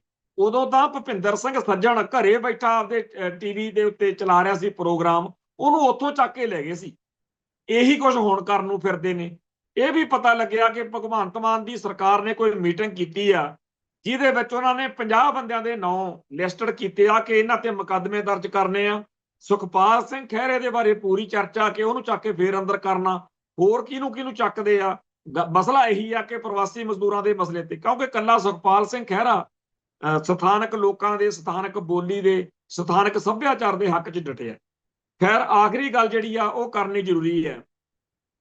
ਅਸੀਂ ਆਪਣੀ ਧਰਤੀ, ਆਪਣੇ ਲੋਕਾਂ, ਆਪਣੇ ਧਰਮ ਲਈ ਲੜਦੇ ਆ, ਪਰ ਸਾਨੂੰ ਸਿੱਖਣਾ ਵੀ ਪਊਗਾ। ਕਹਿੰਦੇ ਇੱਕ ਡਿਕਟੇਟਰ ਨੇ, ਇੱਕ ਤਾਨਾਸ਼ਾਹ ਨੇ ਜੰਗੀ ਮਹਿਕਮੇ ਦਾ, ਜਿਹਨੇ ਜੰਗ ਲੜਨੀ ਸੀ, ਉਹਦਾ ਨਾਂ ਰੱਖਤਾ ਸ਼ਾਂਤੀ ਮਹਿਕਮਾ। ਲੋਕਾਂ ਨੂੰ ਲੱਗਣ ਲੱਗ ਪਿਆ ਵੀ ਇਹ ਕਤਲੋਗਾਰਦ ਕਰਨ ਵਾਲੀ ਕੋਈ ਫੌਜ ਥੋੜੀ ਆ, ਇਹ ਤਾਂ ਸ਼ਾਂਤੀ ਸਥਾਪਿਤ ਕਰਨ ਵਾਲੀ ਫੌਜ। ਇਵੇਂ ਹੀ ਨਾ ਜਿਹੜਾ ਹੈਗਾ, ਨਾਰਾ ਜਿਹੜਾ ਹੈਗਾ, ਗੱਲ ਦਾ ਵਰਤਾਂਤ ਜਿਹੜਾ ਹੈਗਾ, ਉਹ ਬਹੁਤ ਅਰਥ ਰੱਖਦਾ ਹੁੰਦਾ। ਸੋ ਇਸ ਮੌਕੇ ਜਿਹੜਾ ਇਹ ਕਹਿਣਾ ਕਿ ਅਸੀਂ ਭਈਆਂ ਦੇ ਖਿਲਾਫ ਆ ਜਾਂ ਅਸੀਂ ਪ੍ਰਵਾਸੀ ਮਜ਼ਦੂਰਾਂ ਦੇ ਖਿਲਾਫ ਆ, ਇਹਦੀ ਬਜਾਏ ਕਹੀਏ ਪੰਜਾਬ ਪੰਜਾਬੀਆਂ ਦਾ। ਅਸੀਂ ਤਾਂ ਜੀ ਆਪਦੀ ਬੋਲੀ, ਧਰਮ ਅਤੇ ਸੱਭਿਆਚਾਰ ਦੀ ਰਾਖੀ ਲਈ ਲੜ ਰਹੇ ਹਾਂ। ਇਹਦੇ ਨਾਲ ਇੱਕ ਚੰਗਾ ਸਾਰਥਕ, ਕਿਉਂਕਿ ਜਿਹੜਾ ਆਊਟਸਾਈਡਰ ਵਾ, ਜਿਹੜਾ ਗੱਲ ਨੂੰ ਸਮਝਣਾ ਚਾਹੁੰਦਾ, ਜਦੋਂ ਉਹਨੂੰ ਇਹ ਕਵਾਂਗੇ ਕਿ ਅਸੀਂ ਫਲਾਣੇ ਨੂੰ ਭਜਾਉਣਾ ਚਾਹੁੰਦੇ ਆ, ਉਹਦੇ ਅਰਥ ਹੋਰ ਨੇ। ਜਦੋਂ ਅਸੀਂ ਕਹਿੰਦੇ ਆ ਅਸੀਂ ਆਪਣੇ ਹਿੱਤਾਂ ਦੀ ਰਾਖੀ ਕਰ ਰਹੇ ਆ, ਉਦੋਂ ਅਰਥ ਕੁਝ ਹੋਰ ਬਣ ਜਾਂਦੇ ਆ। ਜਿਹੜੇ ਐਕਸ਼ਨ ਨੇ ਉਹ ਤਾਂ ਦੋਨਾਂ ਵਾਰੀ ਇੱਕੋ ਜਿਹੇ ਰਹਿਣੇ ਨੇ, ਚਾਹੇ ਭਈਏ ਭਜਾਉਣੇ ਹੋਣ ਤੇ ਚਾਹੇ ਆਪਦੇ ਹਿੱਤਾਂ ਦੀ ਰਾਖੀ ਕਰਨੀ ਹੋਵੇ। ਪਰ ਚਾਹੇ ਹਮਲਾਵਰੀ ਹੋਣਾ ਪਵੇ, ਪਰ ਕਹੀਏ ਇਹੀ ਕਿ ਅਸੀਂ ਤਾਂ ਆਪਣੇ ਹਿੱਤਾਂ ਦੀ ਰਾਖੀ ਲਈ, ਪੰਜਾਬ ਪੰਜਾਬੀਆਂ ਦਾ, ਇਹ ਮੂਵਮੈਂਟ ਜਿਹੜੀ ਹੈਗੀ ਆ ਦਿਨੋਂ ਦਿਨ ਜ਼ੋਰ ਫੜ ਰਹੀ ਆ। ਬੜੀ ਚੰਗੀ ਗੱਲ ਆ। ਇਸ ਮਸਲੇ ਦੇ ਉੱਤੇ ਅੱਜ ਇੱਥੇ ਹੈਗੀ ਆ 19 ਤਰੀਕ, 21 ਤਰੀਕ ਨੂੰ, 21 ਸਤੰਬਰ ਨੂੰ ਦਲ ਖਾਲਸਾ ਨੇ ਜਿਹੜਾ ਇੱਕ ਪ੍ਰੋਗਰਾਮ ਰੱਖਿਆ, ਪੰਜਾਬ ਸੰਮੇਲਨ 2025, ਜਲੰਧਰ ਦੇ ਵਿੱਚ ਜਿੱਥੇ ਸਟੇਟ ਵੱਲੋਂ ਜਿਹੜੇ ਝੂਠੇ ਪੁਲਿਸ ਮੁਕਾਬਲੇ ਫੇਰ ਬਣਾਏ ਜਾ ਰਹੇ ਨੇ, ਚਾਹੇ ਉਹ ਪਟਿਆਲੇ ਇਲਾਕੇ 'ਚ ਸ਼ੀਹਾਂ ਦੌਦ ਵਾਲੇ ਮਸਲੇ 'ਚ ਹੋਇਆ, ਚਾਹੇ ਇੱਕ ਮੁੰਡਾ ਬਠਿੰਡੇ ਮਾਰਤਾ ਸੀ, ਕੋਈ ਹੋਰ। ਦੂਜਾ ਹੈਗਾ ਤਸ਼ੱਦਦ ਰਾਹੀਂ ਹਿੰਸਾ ਜਿਹੜੀ ਹੋ ਰਹੀ ਆ ਪੁਲਿਸ ਵੱਲੋਂ, ਸਟੇਟ ਵੱਲੋਂ। ਤੀਜਾ ਪਾਣੀ ਨੂੰ ਹਥਿਆਰ ਬਣਾ ਕੇ ਜਿਹੜਾ ਆਹ ਭਾਖੜਾ ਡੈਮ ਤੋਂ ਸਤਲੁਜ ਤੋਂ ਵਿੱਚ ਤੇ ਇਧਰ ਰਾਵੀ 'ਚ ਹੜ੍ਹ ਲਿਆਂਦਾ ਗਿਆ। ਚੌਥਾ ਹੈਗਾ ਜਿਹੜਾ ਸਰਕਾਰੀ ਸ਼ਹਿ ਪ੍ਰਾਪਤ ਪ੍ਰਵਾਸ ਰਾਹੀਂ ਸਮਾਜ ਵਿੱਚ ਉਥਲ ਪੁਥਲ ਤੇ ਡੈਮੋਗ੍ਰਾਫਿਕ ਵਿਗਾੜ, ਇਹ ਤੇ ਇਹੋ ਜਿਹੇ ਬਹੁਤ ਸਾਰੇ ਮਸਲਿਆਂ ਦੇ ਉੱਤੇ 21 ਸਤੰਬਰ ਨੂੰ ਐਤਵਾਰ ਨੂੰ ਦਲ ਖਾਲਸਾ ਨੇ ਜਲੰਧਰ 'ਚ ਵੱਡਾ ਪ੍ਰੋਗਰਾਮ ਰੱਖਿਆ।